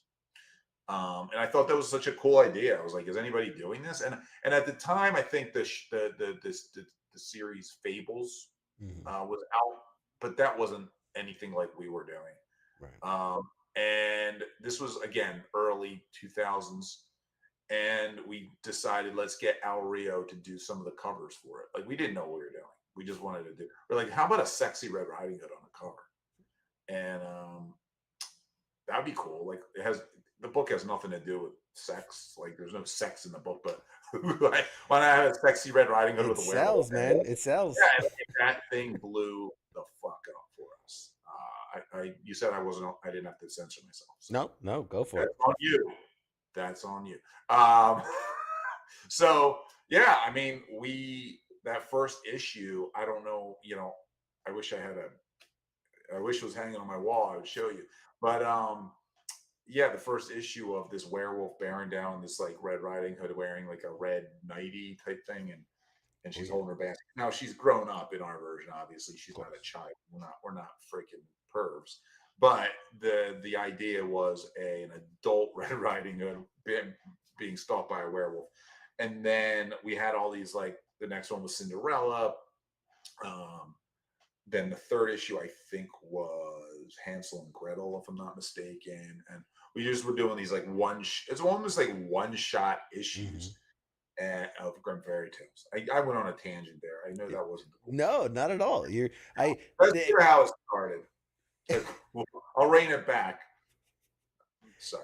No, dude. You feel we got time, man. You ramble as much as you want. I find this stuff so fucking fascinating, and just when you're starting out something like this, you don't know where it's gonna go, right? And so to think, and I saw it was like, I think it was like 2005 is when you guys first launched at, I think it was at like Wizard World Yeah. Philly, something like that. And you know, to just you sitting on a booth going like, man, I hope someone's interested in this, to now, you know, here we are almost 20 years later. That's incredible. I mean, that's incredible. Can you maybe take us back to the inception of the idea? Like, I know you kind of touched on it a little bit, but like, Right. you know, what really made you think, because you were into movies and the storytelling, like what about that made you go like, oh, comics is going to be the way we're going to go with it? And I guess, like, what did you see, like what was your end point at that beginning stage, right? What did the future look for you at that point? Yeah, it's a good question because I don't know. I think we always were enamored by the film and TV side, wanting to do movies, and we saw that like comics at that point were starting to be made. You know, a lot of, you know, besides the superhero stuff, you know, it wasn't really. Iron Man was like what that one that came out. Remember, Marvel came out with Iron Man, the first one in '07 or '08, whatever that was, and that's what really set the Marvel universe off. I mean, Hulk with Ed Norton before that, but really Iron Man. And so this was pre that. Like this wasn't, it wasn't happening to that level yet. But we saw like, hey, there's movies being made out of comic books, and it's not always superheroes. Case in point, A History of Violence, Road to Perdition. So I think part of it was like, hey, we can create our own IP, our own intellectual property, and publish it, and maybe get some readers, and then try to. I don't know. It was a very naive way of looking at things back then. Like if we knew what we know now, if we probably would have been like too scared to threaten to start start our brand and do this, because you know there are a billion hurdles that we kind of jumped over throughout the process, and just starting a publishing company without it going under and having the money to be able to sustain that without taking on any investment capital. You know, we're one of the few companies that don't come into this with investment behind us. Right. We just came into it ourselves without any, you know, with our own money, which wasn't a lot. We were just two working stiffs. So if I knew that going in, we probably wouldn't even tried it. But like the idea was sort of like, hey, like we're in our 20s, we could fail. If we fail, we fail, and it's not going to kill us. We didn't have. Well, Joe had a family. I didn't have family, so I was a single guy, and Joe had did have some family, so it was probably a little riskier for him. And we just wanted to be able to get something out there to because we knew we were pretty good. We thought we were pretty good storytellers. You never know. I mean, we've published stuff that I'm sure people were like, "This sucks," and I'll read old stuff and be like, "This sucks," but at the same time, you're always going to judge yourself the harshest. But and then certain things I read and I'm like, "Wow, this was we did a good job here." You know, but I think it was just throwing caution at the wind at the time, and just being kind of young and naive, and kind of the whole world's in front of you at that age, and just kind of with that, for like you mentioned, that first convention was 2005. We printed 10,000 copies of the first issue of Grim Fairy Tale, which is crazy. We didn't have 10. We didn't even have. It wasn't in Diamond yet. There was no such thing as Kickstarter. There was no Diamond. We weren't in Diamond. Diamond existed, but we weren't in it. We just printed 10,000 copies like weirdos, and you know, we obviously eventually sold out of that and printed it again. But that first convention, we didn't know what to expect, and we got flooded. We were flooded at our booth because we got booth mob. We were like, that was early days, man. Like we had my girlfriend at the time and her friends dressed up in fairy tale outfits and just looked cute. Yeah. We were getting massive traffic to our booth because we were the only, there was no real cosplay. It was Wizard World Philly 2005, and cosplay wasn't yet taking off like it did a few years in. Like maybe it wasn't like Comic-Con in San Diego, because I think that was around the time Comic-Con started getting big. But in Wizard World Philly, it certainly wasn't. And everybody was just coming by our booth like, what's this? What's going on? What and it was recognizable. It was like a Red Riding Hood on a cover with a werewolf, and it was just like sold itself. It was just an easy sell. This is it.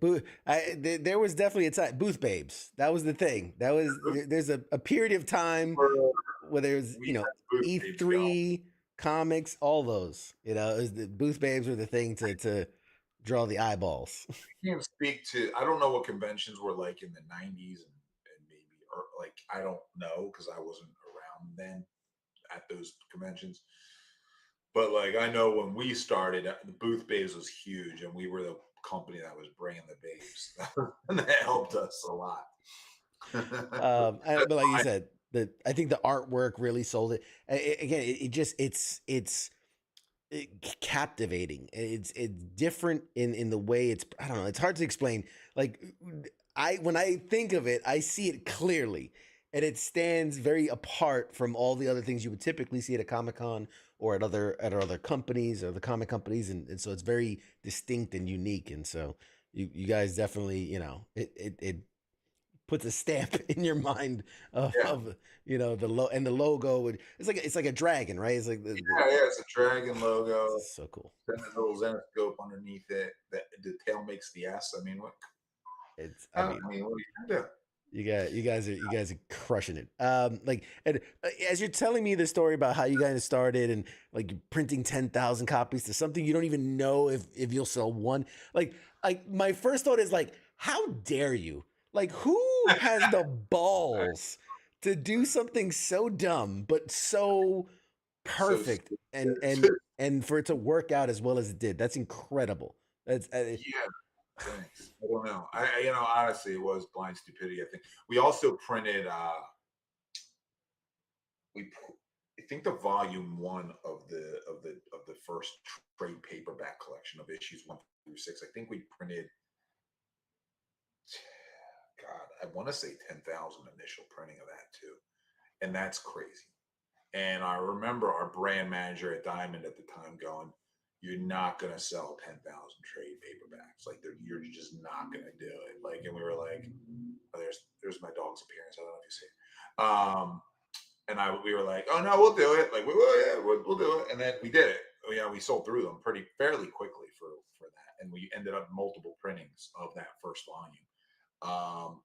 We probably sold, I don't know, 100 some thousand copies of that first trade paperback, which is big for a comic book, for an independent trade paperback comic book.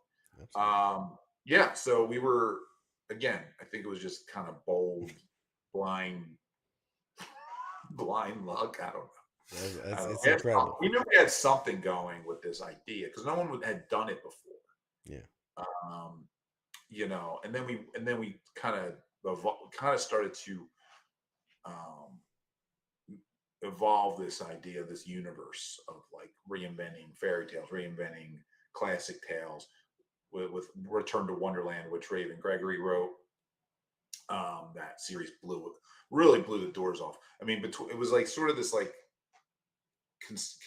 consecutive sort of, it was Grim Fairy Tales, which was garnering a big presence, and we were on par with like the other independents out there, like Walking Dead at the time before it was a TV series. It was like it was us and Walking Dead as the main two of the main selling indies every month. And then Return to Wonderland, and we did that big trilogy of Wonderland, reinventing Alice in Wonderland story for modern day, making it dark and twisted and sexy, the sexy covers, of course. And then doing it with Neverland, and then sort of creating this universe and branding the company as this like doing the reinventions and reimaginings of fairy tales and fables and stuff like that. And then we also did some horror stuff. Like we got the license to the movie Seven. I feel like now the younger generation doesn't know the movie Seven, but Seven was a huge deal in the 90s, and we did a graphic novel based on that. and that really helped put us on the map. But I think the big thing was when we inquired to get the rights to 7, the New Line Cinema wanted us to do Final Destination as well. And that was sort of a package deal. We had to do both. And we were like, we got to license Final Destination. What are we going to do with that? And it ended up being such a blessing in disguise, because we sold Circuit City bought like 200,000 copies of the comic and shrunk it and put it in the DVD, the third DVD. So we got an order for basically $200,000, and we were like a brand new company, just got a huge order. And we always joke that we put Circuit City out of business because they went out of business like 6 months later. But but we got this huge order, and we really needed that money at the time, because we were like, it costs a lot of money to publish comics. It's not cheap. So that was like a big blessing for us, because we didn't know, we were kind of hand to mouth for a while, for a long time. I'm curious, man, because obviously, and you don't know where it's going to go, like we said when you start. But please, God, tell me you squirreled away like a first print #1, or like you have these put away, right? They're safe. Personally, I think I have a couple at my mom's place back somewhere. Because when I moved, I stored a bunch of stuff there. So I don't know, but like most of our stuff that we do have in archives locked away. So like we do have like 10 copies of issue 1. We don't have a lot. I mean, the one thing that really bothers me is the 7 hardcover. I had like a few, and we can't print it anymore because we don't have the license anymore. And that thing you can find online. If you find it, it's a few $100s at least. And I don't have any left. And I remember giving one away to this girl. I was into her. She was like, we were like kind of hooking up, and like it was one of those situations where I was probably into her more than she was into me. And I gave her like and she was a huge fan of the movie, and I gave her my last copy. And then we like broke up, and I was just like, oh, this sucks. She has my last copy. But I have one in German. So I have a hardcover of 7 in German, which might be worth something. Hey. I don't know. If you have any German viewers, make me an offer. Yeah. So like certain things I wish I had, but I'm very bad at. I'm personally horrible at like hoarding. I'm not good at like hoarding stuff. So like all my stuff's always just like, oh, it's somewhere. I don't know. We'll have to figure it out. Yeah. I'm not much of a collector either. I don't. Joe is. My business partner is the same way. Like he collects. I mean, he's huge collector. And collects everything Star Wars, all that, everything. That's awesome. Where I'm less of a. I'm bad at it. That's it. I heard that's the greatest way to live. Like it's very streamlined, right? It's only what you need. It's freeing. I don't get it that. My brother is the opposite. Like he loves collecting. He has super organized collections. I'm just like lean and mean. As you can see by my bare walls. I'm surprised you have a chair in the room, right? Like I could just sit on the floor. It's couch. I mean, it's amazing that we got that in here. So talking about the company, obviously, very well known for crafting these, interconnected universes with that, like you said, that dark twist. What are your thoughts on like what's the allure of having this kind of multiverse, and then getting to explore like these characters and like going a lot deeper, like you said, with these fairy tales? Like, why do you think people are so enamored by it?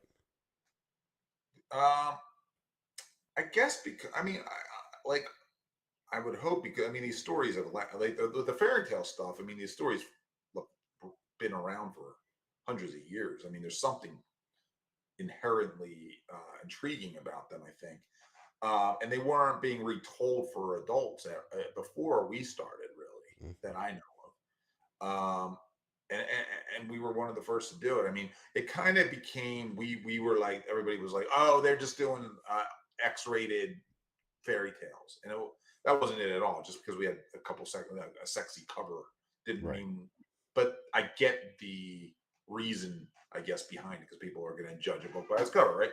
So I get that, but we were doing something new, and when people would pick that up and read it, they're like, "Oh, this is cool! Like I haven't seen fairy tales done this way," and I think that was intriguing. And then you saw this like sort of like it was weird because we came up kind of early in doing this. We were out pitching this in like 06, 07 in Hollywood. And like literally people were like, we don't know what to do with this. Like, how do we do a fairy tales TV series? Like that's not gonna work. Blah, blah, blah. And then literally like a few months later, we see Grimm on TV, that show. And I was like, well, that's how you do it. Like that was how you do it. Yeah. And then you started seeing like movies doing it. You started seeing everybody kind of jumping on that bandwagon.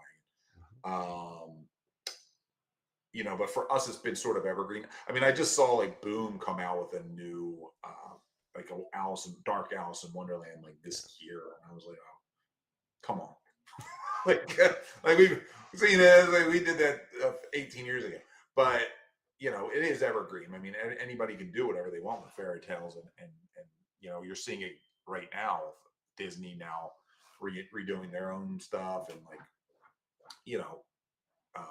I don't know. I guess it's just for us, like it's always been synonymous with our brand, and what we've done that I think is different is we've kind of created the shared universe with our characters, and then introduced brand new original characters into that universe that aren't based on any public domain or any fairy tale characters. It's just brand new. Like we have our staples, like our female Robin Hood, our female Van Helsing, our character Seela Mathers, who's actually quote unquote like Snow White.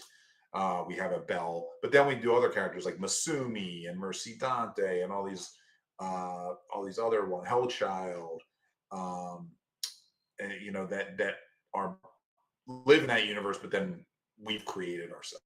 So we've created one of the biggest shared universes in all of comic books. Outside of Marvel and DC, I think we might be the biggest shared universe out there. As far as I understand, as far as I know. I mean, Valiant at some point maybe had a bigger shared universe. I don't know. There's not many other companies that do shared universes like us as big as ours. So it's something we're definitely proud of, and it's not all we do. I mean, we do, as you may know, like we do offshoots. Not everything we publish fits within that universe.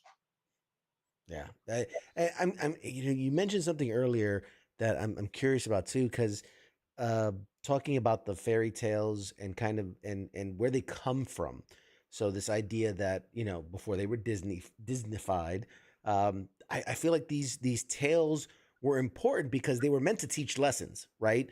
So like the Goldilocks and the Three Bears, right? And like don't go snooping around into some other person's shit, or like you said, the Red Riding Hood, of this idea of like no stranger danger, and all, like these are like old timey pivotal stories to have meaning.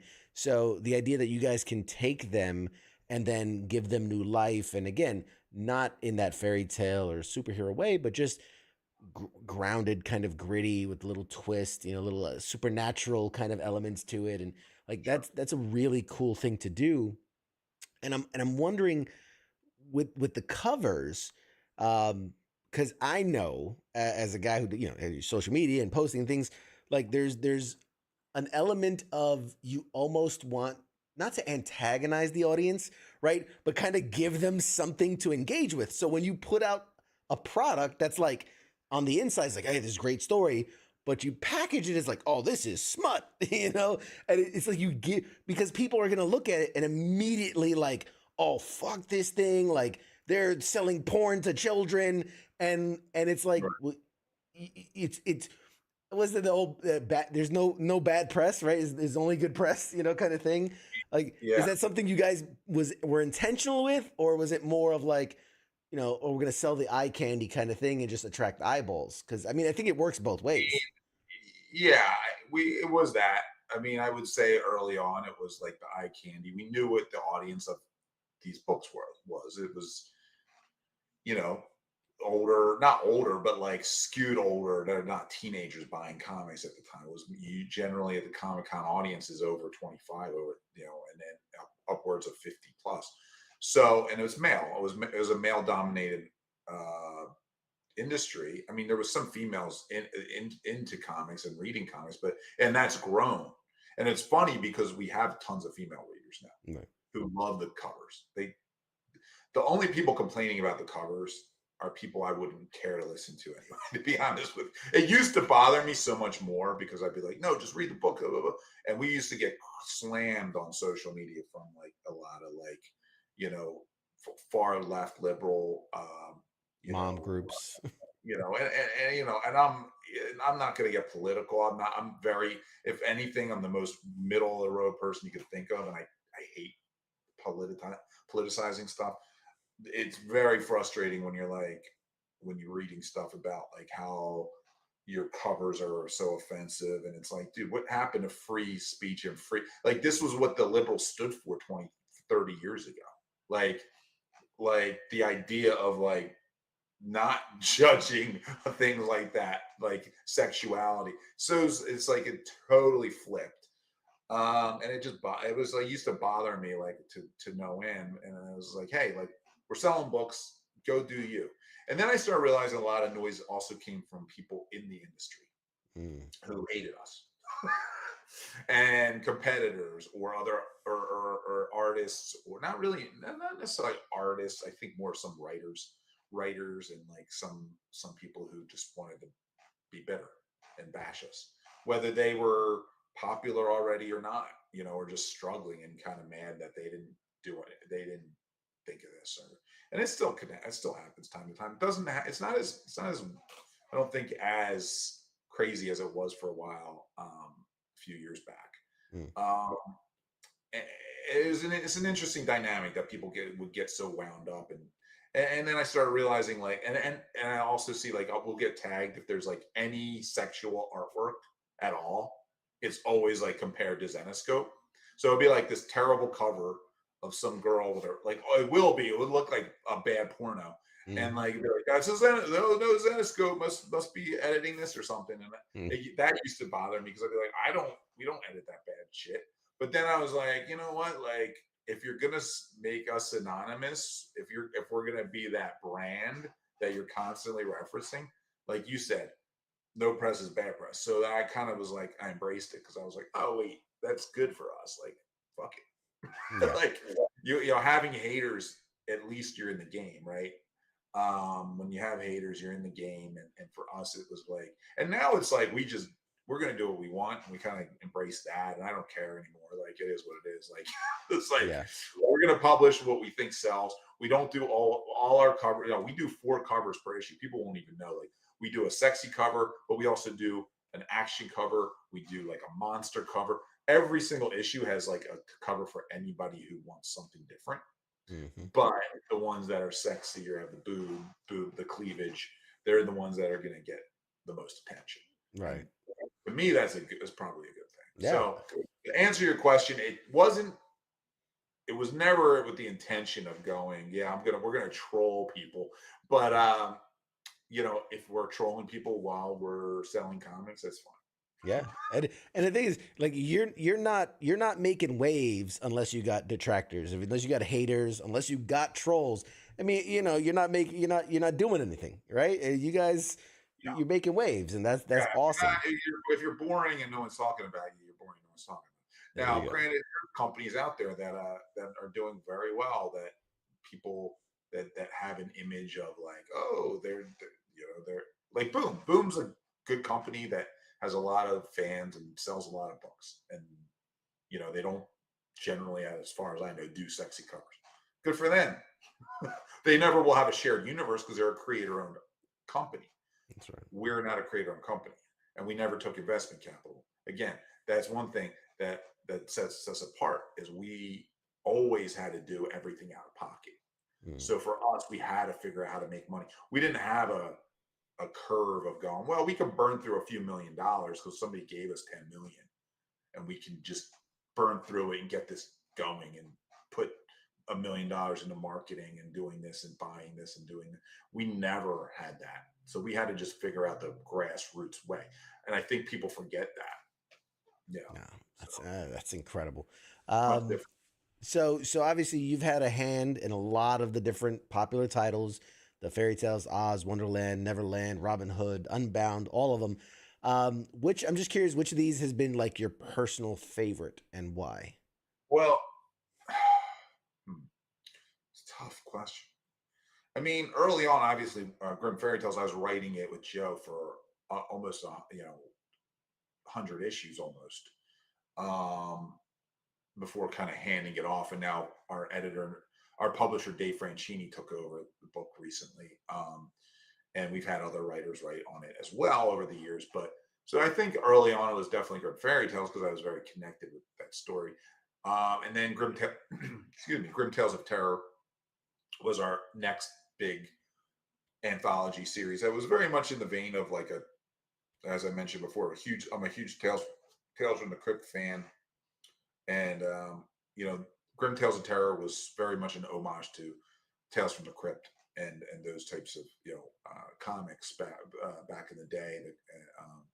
So that became sort of my passion project for a while, and we were reinventing urban legends or ghost stories you may have heard growing up, or public domain horror, and just reinventing it like we did with the Grim Fairy Tales, and just putting our own new twist on these old stories that you may have heard growing up, or you may have a lot of urban legends like Bloody Mary, just a bunch of them. I won't rattle them off because I'll take it. My brain's not working, but that was my baby for a while. And then more recently, and I'm actually writing a new Grim Tales of Terror. We started doing anthologies, which are like 72 page, almost like shorter graphic novels, that we publish every quarter or every 6 months. And so I'm writing one of those right now off Grim Fairy. It's like an original horror story, which is more my passion, I think. And then more recently wrote something called All Guts No Glory, which was a comedy. It was a horror comedy, which I love doing comedy. So like any chance I get to do like a comedic genre series, and that got really good. It was really well received. It got some cool reviews from people, and I got a lot of good feedback on it. So it made me proud that it felt like my writing has started to evolve too. And then working with Joe on Man Goat and the Bunny Man, which is a huge hit for us. Joe came up with this concept about two best friends who are cryptids, a man goat and the bunny man, and it's sort of like they fight evil behind the scenes, but they're not accepted by society because they're cryptids, and they have to hide from the real world. But it's a comedy and it's hilarious, and we worked on cracking that story a couple years ago at a story conference, and Joe now writes it, and that's just been something that's been a lot of fun. So doing some of the comedy stuff has really been fun the last couple of years. Oh, that's awesome. I'm curious because obviously you've been in the business now for so long. The comic book industry has undergone significant changes over the years. Share some of your insight on how Zenescope has adapted to the shifts in kind of the comic book culture over the years. Like, what lessons have you learned from this? I could do a course on this, I feel like. Yeah, I've seen, it's funny because it is weird now seeing companies imitate you. That first started 10-ish, 12-ish years ago. There was a company, I won't name names because I don't want to be a total dick, but there's a company that was basically pretending it was us and hiring the same exact artists and doing the same kinds of thing and just trying to be us. And that was weird because we were like, wait, and we weren't even that old then. We were 7 years in, maybe 6 years in, and we were seeing this new shit. And now it happens more often. I'm not going to say everybody out there doing sexy covers is imitating Zenescope. It's not the case. I just feel like we probably influenced some of that over the years. And then there's some people who I can tell. I'm like, they just imitate what we're doing. So I guess it's flattering to a point where it's partly annoying because you're like, ugh. And you see the stuff you used to get blasted for getting popular, it's relevant. People are like, oh, if I do sexy covers, maybe I'll make money.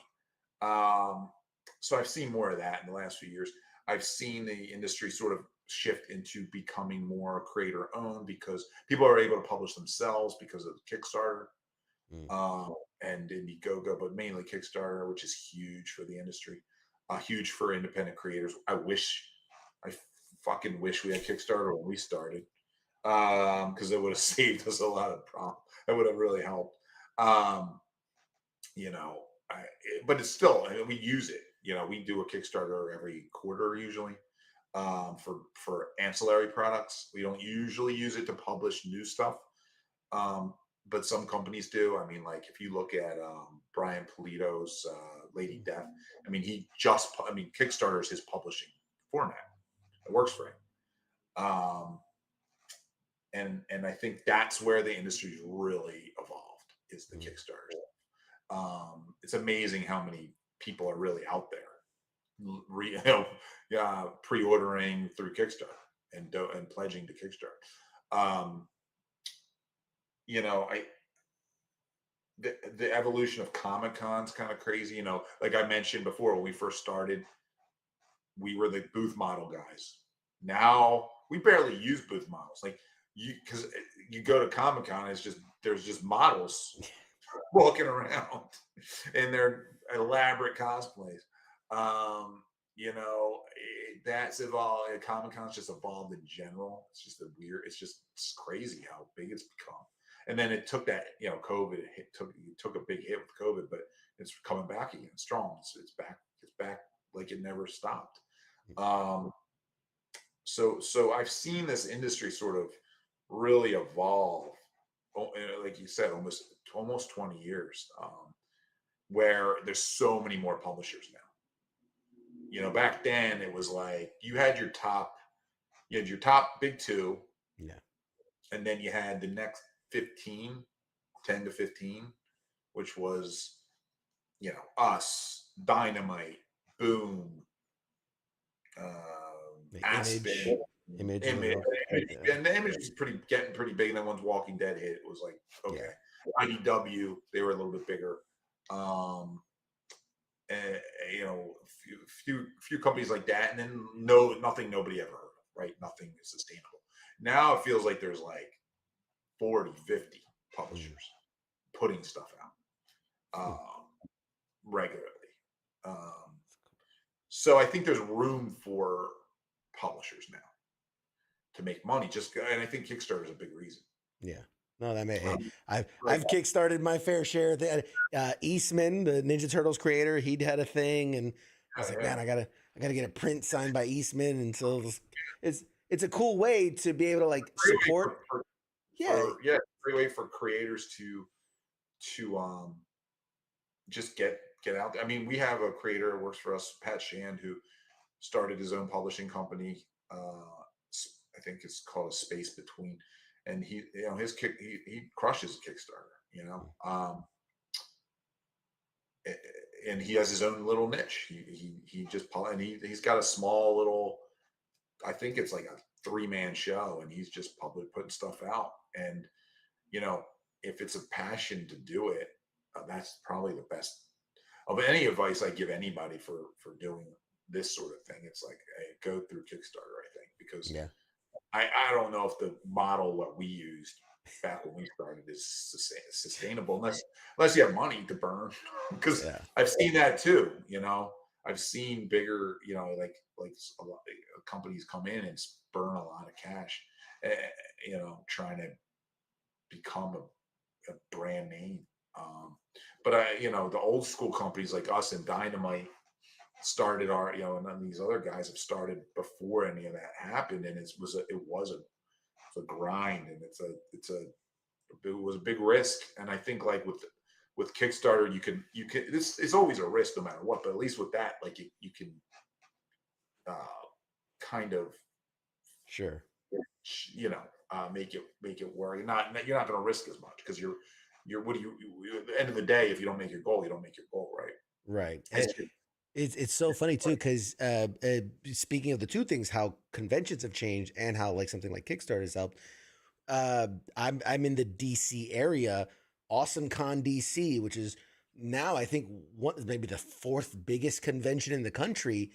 Started as a Kickstarter. Just one dude was like, I want a convention here.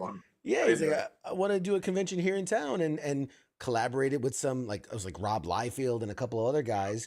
And I went to the first one ever. I was there, and because I was a Kickstarter supporter, and it was like this nice little. You're like, oh, it's quaint little thing, and now it's huge. They bought out by some mega company and whatnot, and I'm like, man, you never know what can come if you just put it out there and try, until you buy 10,000, you print out 10,000 comics and just see what happens.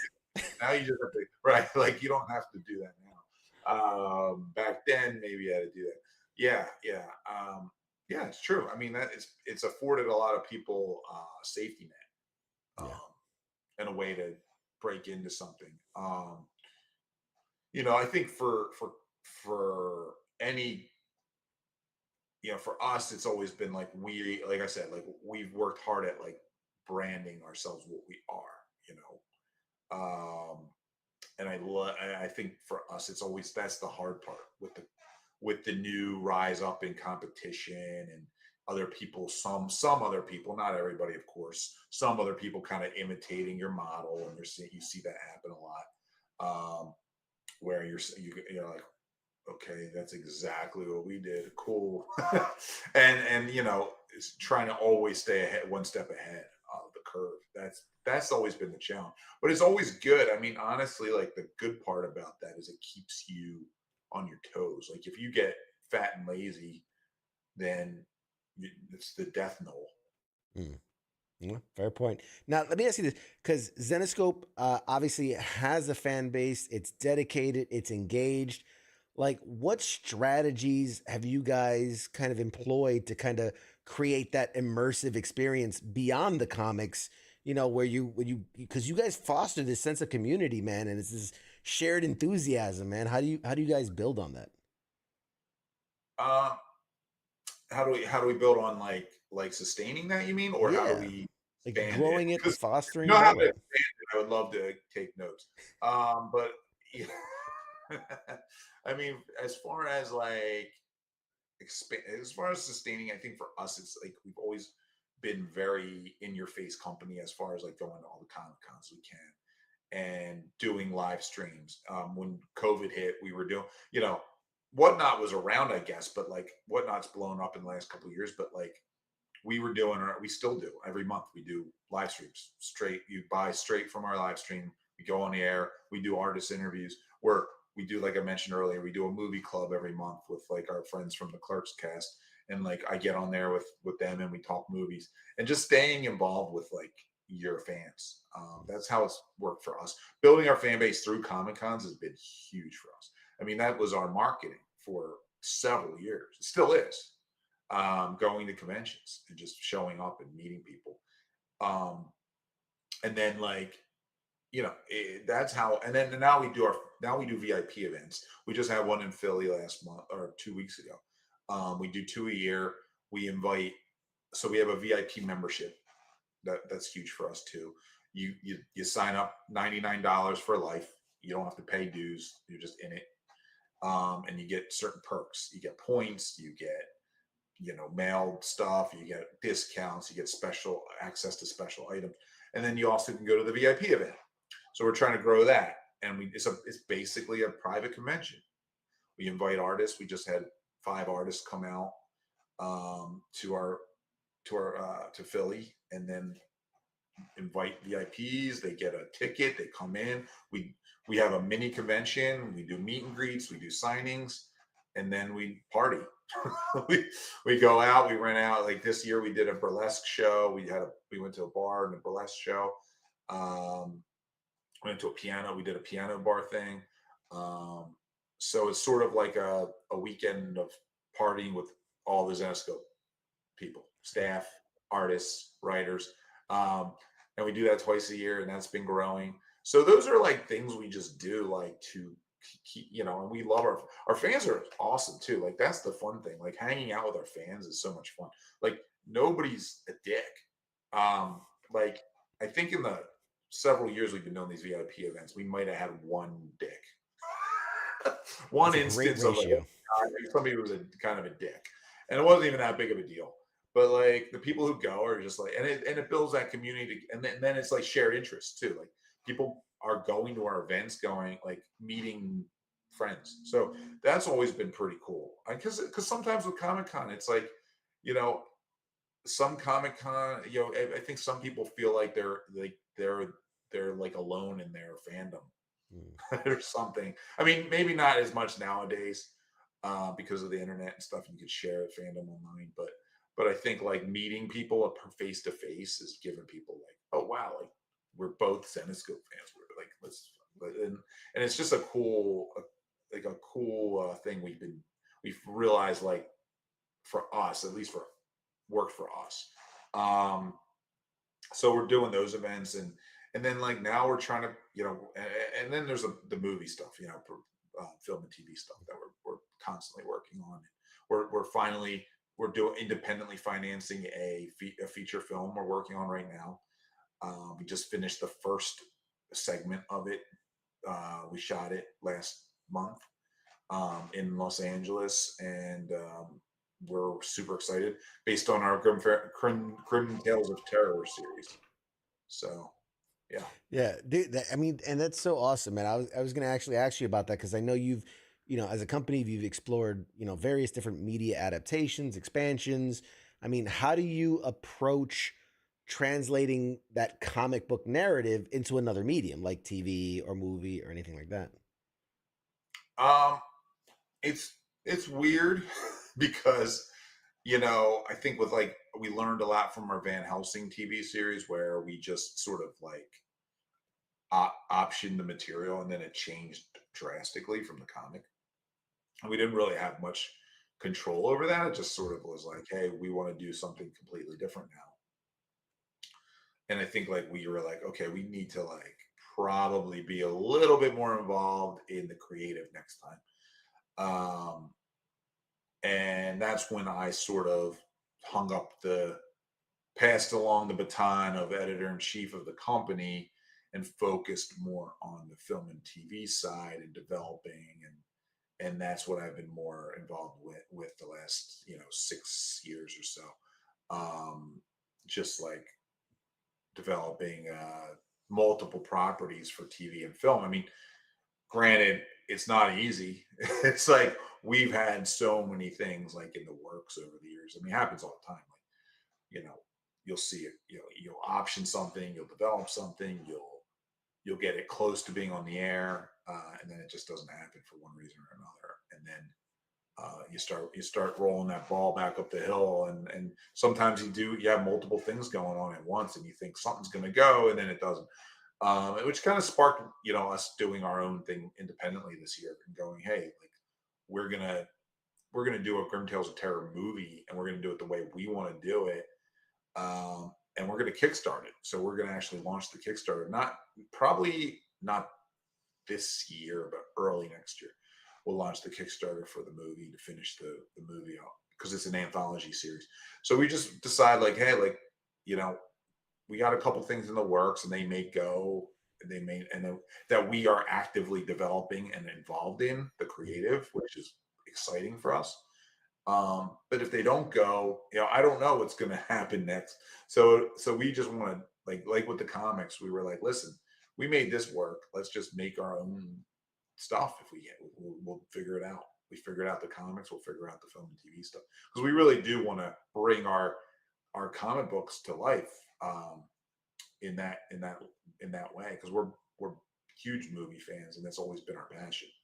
Yeah, and it sometimes it bugs me because, like, again, as a fan of comics, as a fan of video games, we want to see these things that we love and we're passionate about brought to life in this way, right? Into this movie way.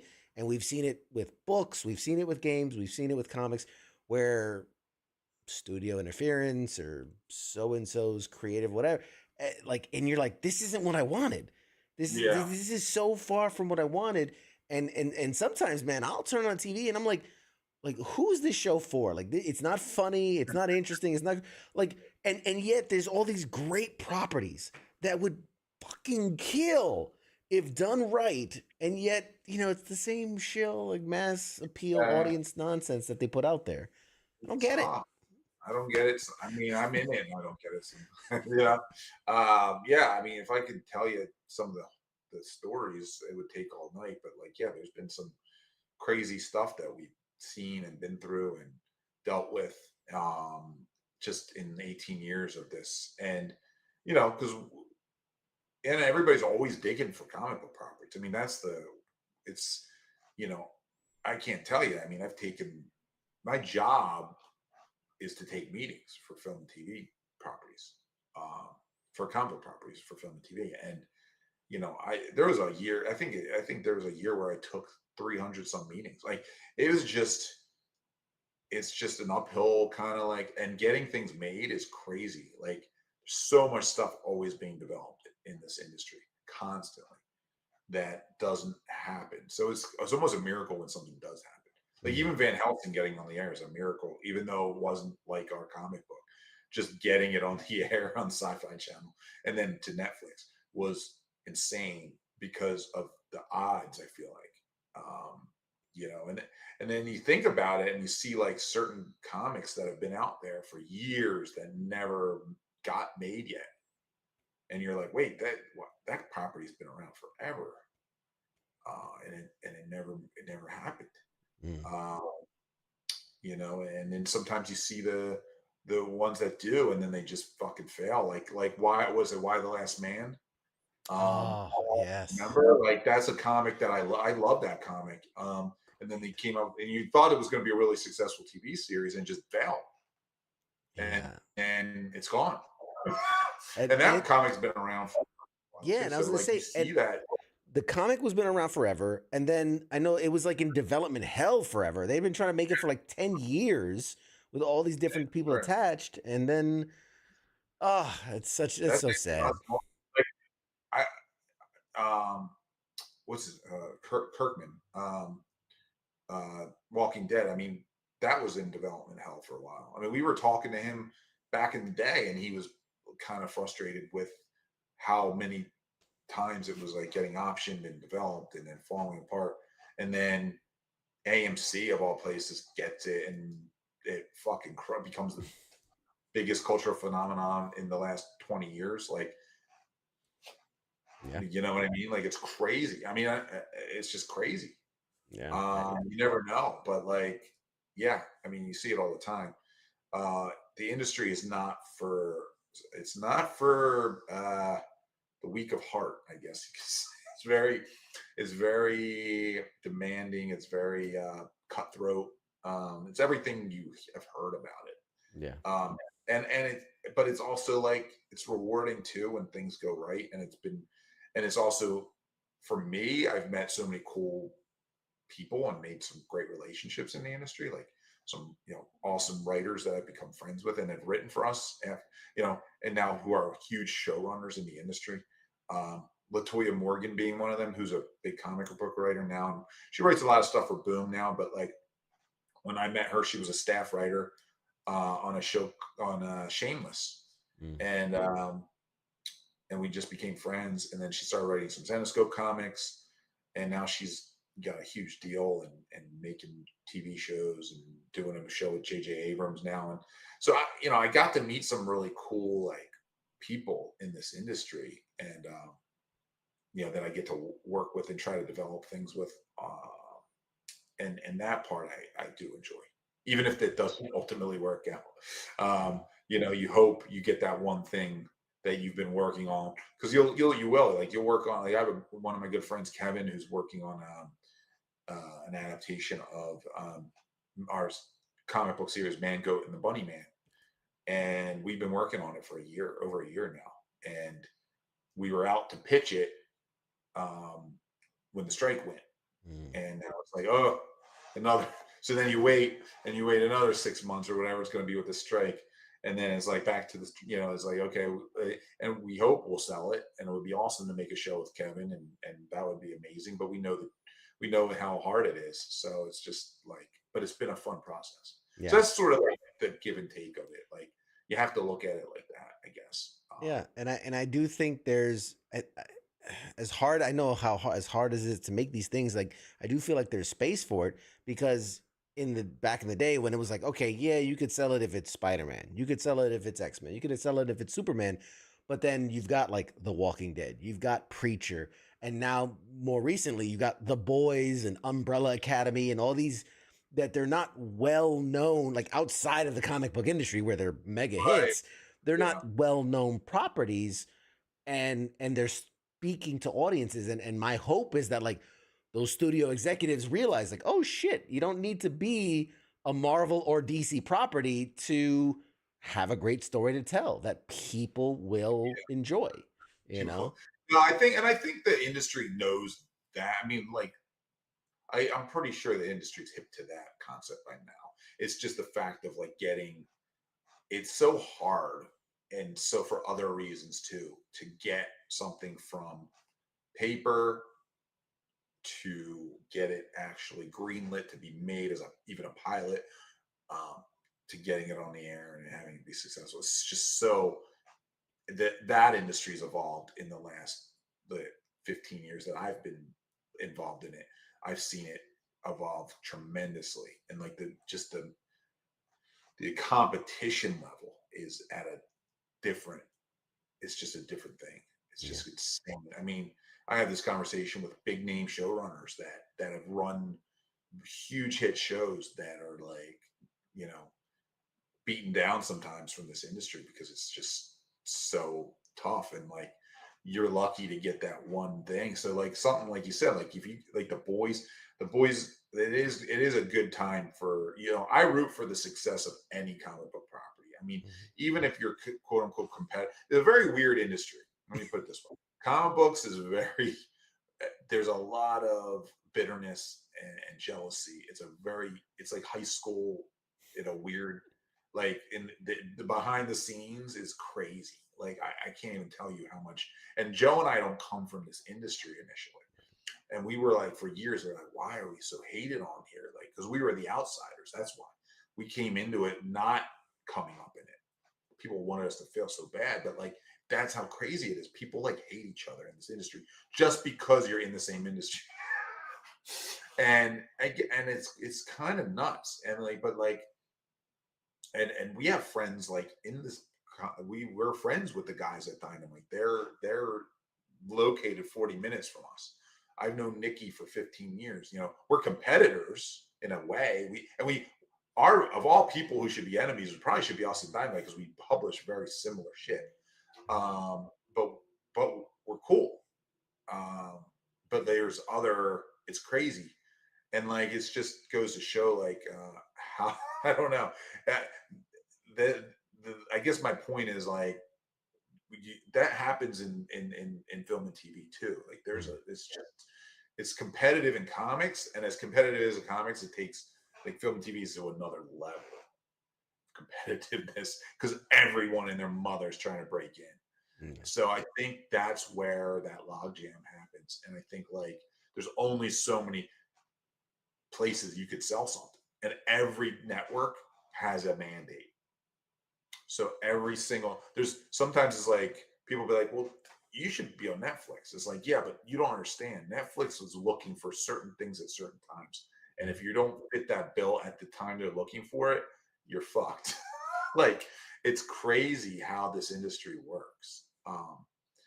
So, you just got to keep chugging away and hope you find that exec that kind of shares the vision and goes, you know what, I'm going to take a chance on you guys because, your story's awesome. But you have to do so much work behind the scenes now. Like you really do. You need to find a showrunner, a guy or girl who's done it before and has been successful. They have to be attached to your project and invested in your project, develop your project with you, and you have to have that pitch ready to go with this awesome showrunner. And you know how hard it is to find that awesome showrunner, because they're working on 20 other things themselves. So it's not easy to find a showrunner. So it's like these little steps you have to take to just get to it. It's weird. Production companies behind it and the whole thing. So Yeah.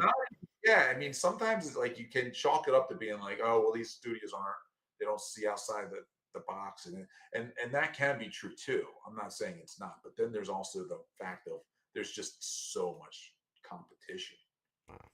Well, we've already had you an hour, and the time flew by. Let me ask you one last question, just to kind of round out the interview. Zenescope obviously has been around since 2005. Looking back at its history, I mean, what stands out to you as kind of highlights, milestones, like what you're most proud of in the history of the company?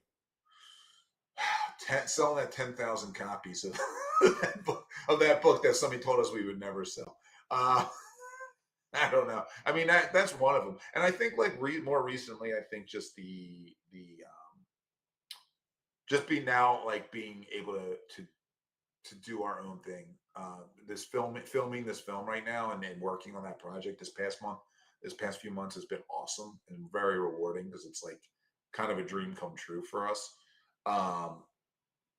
It's those little things like that, like those milestones that you hit that you don't always. Joe and I are very bad at taking compliments. We're horrible at patting ourselves on the back. We just don't do it. And everybody will want to be like, hey, aren't you proud of yourself? And it's like, we really have to be forced to do that. And I don't say that in a way of it just is how we are. We just don't, I don't know. It's hard. And I think that's for a lot of people. It's hard for us to appreciate our own accomplishments, no matter how big or little they seem to you. And I think for everybody, any creative out there, I guess that's my one thing is like, you should really do yourself a service and make sure you give yourself credit for the stuff you have done in any industry, in creative industry, and the successes you've had, because it's very, very hard. And so if you are an aspiring creative or done anything creative and had any success, you should really try to give yourself credit, because I think it's hard for us to do that a lot of times. Speaking right into my heart, man. Yeah, I mean, even look, having a podcast, having a live stream, anything that you've accomplished, you're on the airways. Like, I think these are things we don't always look at as like an accomplishment, because we're always looking forward and going, oh, I need to get here, I need to move here, and I think that's something I've worked on getting better at least over the years. I'm not there, believe me, but I try. Well, I want to say, like, this has been an amazing conversation, and I hope when it comes time to promote the big release or whatever, you promote it or fund it or whatever it is, man, you got to come back and we want to push this thing hard and send you as many people as we can to watch it and enjoy it as we can, No, I appreciate that, and I appreciate you guys, and I know you have a huge military audience, and I know you have non-military audience too, but I appreciate you guys, and thank you all for your service, because it means a lot to us, so that's all. I appreciate it. No, thank you. Well, everyone, social media, where can people follow you? Where can people see what's going on? Zenescope, even though it's a mouthful, it is Zenescope. It's not Zenescope, but you can say Zenescope if you want. Zenescope. Anything. Facebook, Twitter, all those. They're everywhere. We tagged them on all the social medias. We made sure that you'll at least see some covers you like, I think. Yeah. If nothing else, follow just for the gorgeous artwork. Just for the cover. Yeah. The cleavage. Come for the covers. Come for the cleavage, stay for the stories. There it is. I love it. I love it. Awesome, guys. I am going to toss it to a small break so I can say goodbye to my guest. This has been Ralph Tedesco of Zenescope. Check him out. Look for all the amazing artwork. I've got a couple of collections and anthologies of my own, and we gotta collaborate some more in the future, man. We love your product, and we'd love to get it out to more people and get more people into it. So we'll figure out a way. We'll stay in touch and we'll figure out a way. So with that, I'm gonna say goodbye to the guest. We'll be back with more right after this show.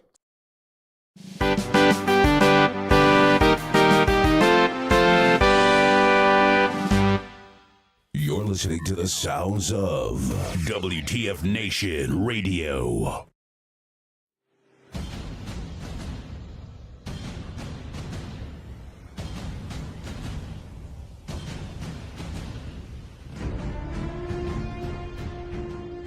Hey, you there? Yeah, it is right, you. Let me ask you something, alright? Where the hell do you think that you're going?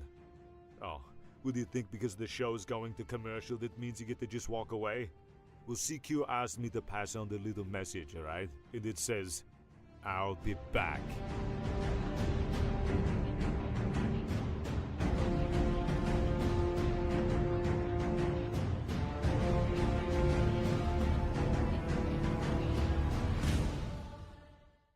After all I've done, do you love me now? Do you love me now? After all I've said, running through your head, do you love me now? Do you love me now?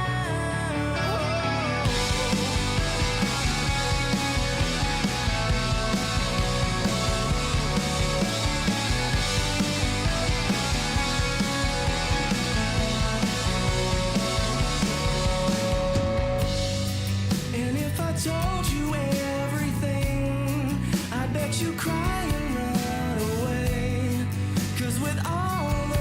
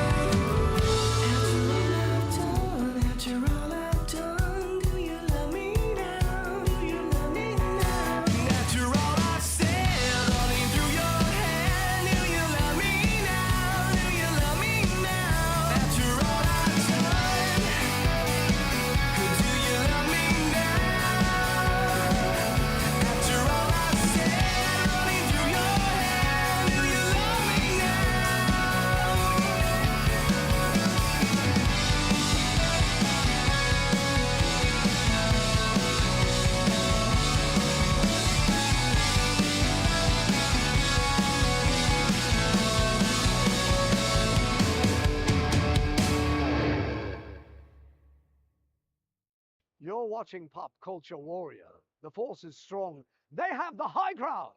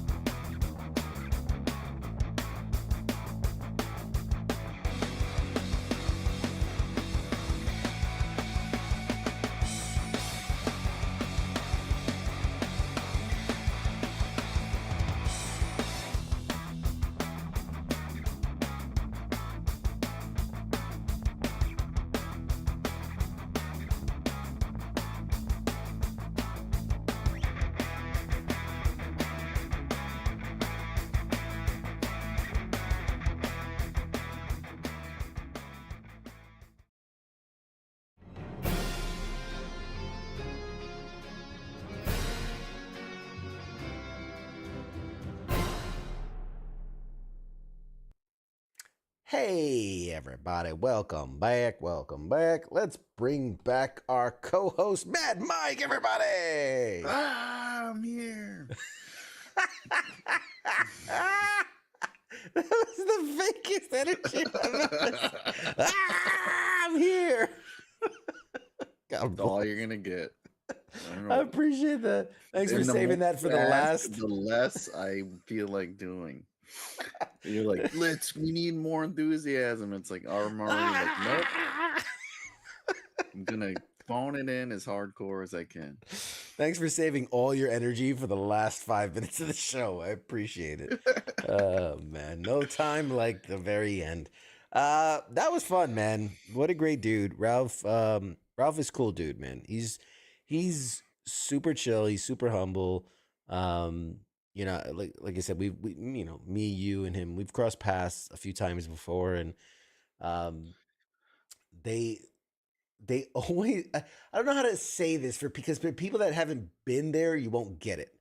But there's always kind of a buzz around their booth, right? Because you go to like a Comic-Con and lots of booths, lots of things happening, and it's just this weird energy. Like there's been times where I've been walking through a con and I'm just like you get this weird feeling, and then like you look around like, oh shit, I'm at the Zenescope booth, and like it's just this weird energy and vibe that comes out of there. I can't really explain it. You know, back in the day, it was definitely the booth babes. They were always like in the skimpy outfits, cleavage out to here, and but even like the last couple of years that I've seen them, it hasn't been like that. It's just them kind of chilling and talking with people, and they always do like cool giveaway stuff. Like they'll have like the scratcher tickets, like you could win a limited edition, whatever. You just scratch this and whatever, or 10% off your orders or whatever. So it's always fun, man, what they're doing. So I'm curious to see. That's man. Also, I was gonna ask him is like, you know, give us a preview, like what kind of cool stuff you're gonna have for New York Comic Con this year. That's what I was gonna fucking shit. Always forget the good stuff. Slacker. But prior to New York Comic Con, you probably heard it while we were on the break talking. We're gonna do some type of collaboration thing. We'll do some type of giveaway thing, a sponsored giveaway. So like you can get a fucking cool pack of like the anthology series or something like that. And we'll do a fun giveaway or something. And I don't know. I'm gonna come up with something good, something fun. None of our, you know, bullshit merchandise from Wish. You're too busy nodding. Was I nodding too much? I you know, it's a weird thing. I know people troll me about it, the nodding thing, but I'm like, if someone's talking for 5-6 minutes and I'm just like, yeah, that's what I do. That just feels weird. I want them to know I am receiving what they're saying. So I go, I don't know. I feel weird. I feel weird if I just sat here like you. See, like you all the time. Just that. That's how you should be. We're not bobbing for cocks over here. You're like That's what it is. You're practicing for your weekend gig. It's I don't know. It just comes natural to me. It just comes naturally to just. Hey, you do what you're good at. I don't blame you. Hey, listen. You know, the Stonehenge act. We can't all pull it off. I don't have the chin to just stoned. You know, like fucking sit there and whatever. Anyway, God bless. We appreciate you. That much. Yeah. I know I have a like a bobblehead. Valley girl. I have a bobblehead. Where the hell's my bobblehead? It's somewhere over there. Giant. It should be giant. Yeah. Shut up, giant. Where the hell is my bobblehead? Oh, it's somewhere. I moved it back there. Yeah, I moved things meters around. out there. Oh no, he's over there. He's off camera. But I should bring it. And I thought it was so funny because I'm like, if you hit him, and he's like, and I'm like, yeah, it works. It's the CQ bobblehead. Oh man. But anyway. Anywho, thank you guys for hanging out with us tonight. This has been a lot of fun. We had, if you missed the early part of the show, we had a bunch of really fun memes. If you like poking fun at CQ, go back and watch the replay because the memes are fire. I got to send something to the guy that won. Because funny enough, two of the ones we really liked were the same guy. So I got to hook him up. I got to hook him up because those fucking memes were awesome. And I have an idea to do another meme challenge. I'm gonna figure out that green screen challenge thing, but that'll be fun. We'll figure that out. Outside of that, thanks for joining, Mike. Thanks for hanging out. Audience, thanks for hanging out. Let's talk for a moment about what else you can see here around WTF Nation Radio. So you got Sunday nights with King and Coach. That's the sports bar. If you're speaking of fantasy football, like we were talking with Ralph. If you're into fantasy football, there will be a WTF Nation Radio Listeners League. So King and Coach will be running a fantasy football league for staff and listeners of WTF Nation Radio. So if you want to participate, go to the sports bar page. They have more information there. And I'm going to create a team. It's out there. Yeah, it's out there. It's out there now. You could sign up. I signed up. You I'm signed up. Auto-drafting, but whatever. I'm going to auto-draft the shit out of that. No, it's just like usual, baby. Roll them dice. That's his strategy. 1-1. That's Mad Mike's strategy for winning fantasy is just to auto-draft. So Sports Bar is awesome. Obviously, Monday editions, our flagship show. That's news, conversations, discussions, all about what's happening in the world. That's with Ice and Massey's been there the last couple of episodes. I think they're really hitting it off, the two of them. So Ice and Massey there. Tuesdays right here, Pop Culture Warrior with me and my guy Mad Mike. It's a cue to like say anything. to stone cold sit there quietly and not move. I'm so excited to be here. So excited. I'm not forced. I swear I'm not forced to be here. He's not forcing me to say he's happy. Wednesdays, you got the Smoke Pit with Radar and TZ. That's your show for all you lower enlisted folks, all you E4 Shamtastic, E4 Mafia folk. Backbone of the military. The backbone of the military. That's the backbone of the week is the backbone of the military show. Thursdays, you got Ice and Spanky on Sergeant's Time. They are, all you need to know for the Army, the military, what's happening for all you active duty folk, E5 and above. That's your show right there on Thursday nights. And then closing out the week, Friday Night Freedom with Kaz and Pookie. That is our catch all, be all, do all, fun all show where anything can happen, and it usually does. So it's a great show. And while we don't currently have a Monday or a Saturday show, we got some ideas. We got some ideas and some things, and possibly there could be. I have, much like Ralph pitching ideas to Hollywood, I got an idea for a Saturday show that I think it'd be really good. And I think people would really dig it. So we're working on that behind the scenes. So one day, maybe.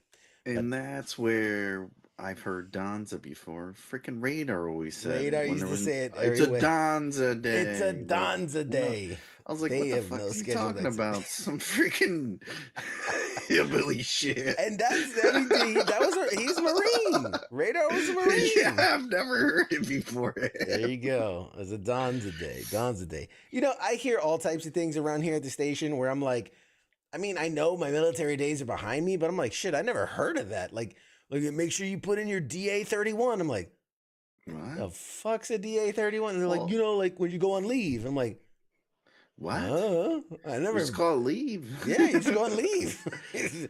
Apparently, people in the military call it a DA-31. I don't know. That's like the S. That's the S shop bullshit or whatever. Like that's the form they file. It's like we don't know that shit. We don't even put it in. Someone does it for us. I didn't serve during Vietnam. Okay, I don't know what forms you guys put in back then, but we're just preoccupied with licking windows over here. Eating crayons and licking windows. Every unit's different, and then not only that, it's like infantry's a whole nother world. Yeah, but even then, they're all different, and we use nothing technical terms. Yeah. I mean, yeah. Barney style, baby. Break it down, Barney style. All right, guys. Well, hey, now you gave away my Saturday show. Breaking it down, Barney style. With CQ and Mad Mike. We're going to explain complicated things in infantry. Like, I get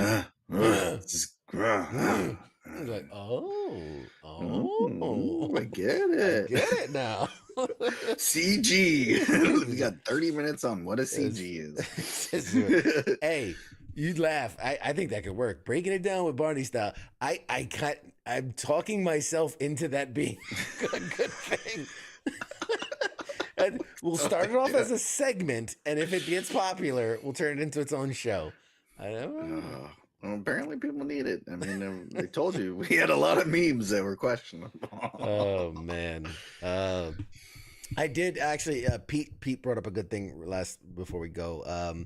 We had this idea. Me and Radar had this idea literally like a year or two ago, where we said we're gonna do an episode, but it's our wives doing imitations of us. And I thought, man, that would be funny. I mean, it'd be terrible, but it would be funny for all of like 5 minutes. So yeah. I think we should arrange like maybe like a 5-minute recording of our wives doing like versions of us. Oh, I think that would be hysterical. I think people would be so confused. So confused. Maybe like it's Mike and Jen. Yeah, it works. It works. It works. We keep it simple, folks. Keep it simple. Break it down party style, man. We keep it simple over here. That'd be hilarious. I do think it would be funny. It was like, why is it these two chicks just doing a lot of gay jokes? Like, this is what we see them do all day long. They're just screaming at each other and talking about dicks. That's it. That's all of it. Yeah. Oh man. Anyway, sad life we live. It is tragic. Sounds exciting. Tragedy. All right, folks, this has been fun. Next week we have joining the show. We do have a special guest next week. Is it next week? Maybe 29. Yes, next week we have Kevin Lyle. Kevin Lyle is probably the most proficient guy when it comes to Star Wars. He's been a Star Wars artist for the comic books and for like the old trading cards. Like he used to do the artwork. He's also a panel host. He's interviewed over, I think, 100 different actors and people involved in the Star Wars universe. So he's probably more knowledgeable on Star Wars than any of us would ever be. But also a great dude, a veteran, owns a veteran clothing brand. So just a really cool guy. So we're gonna have him on the show next week, and that should be a really fun interview. So we'll continue bringing you guys good stuff. Yeah. Stuff, things and stuff. We got stuff. I don't know. What do you want? What do you want? What do you want from us? Jesus. You're welcome. You're welcome. That's how we're just gonna start signing off. This has been Pop Culture Warrior. You're welcome. You're welcome. All right, guys. So with that, I'll leave you with my first sergeant used to always tell me, don't masturbate and eat Cheetos. It'll turn your dick orange. Good night.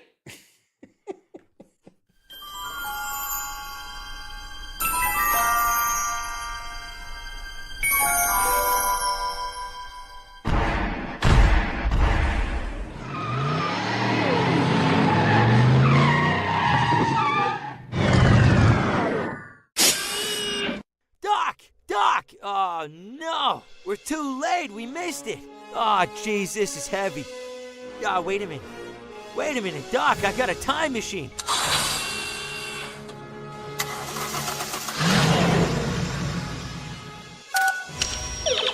I'm just gonna punch in the coordinates. Pop Culture Warrior, Tuesday night, 8 p.m. Eastern Standard Time on WTF Nation Radio.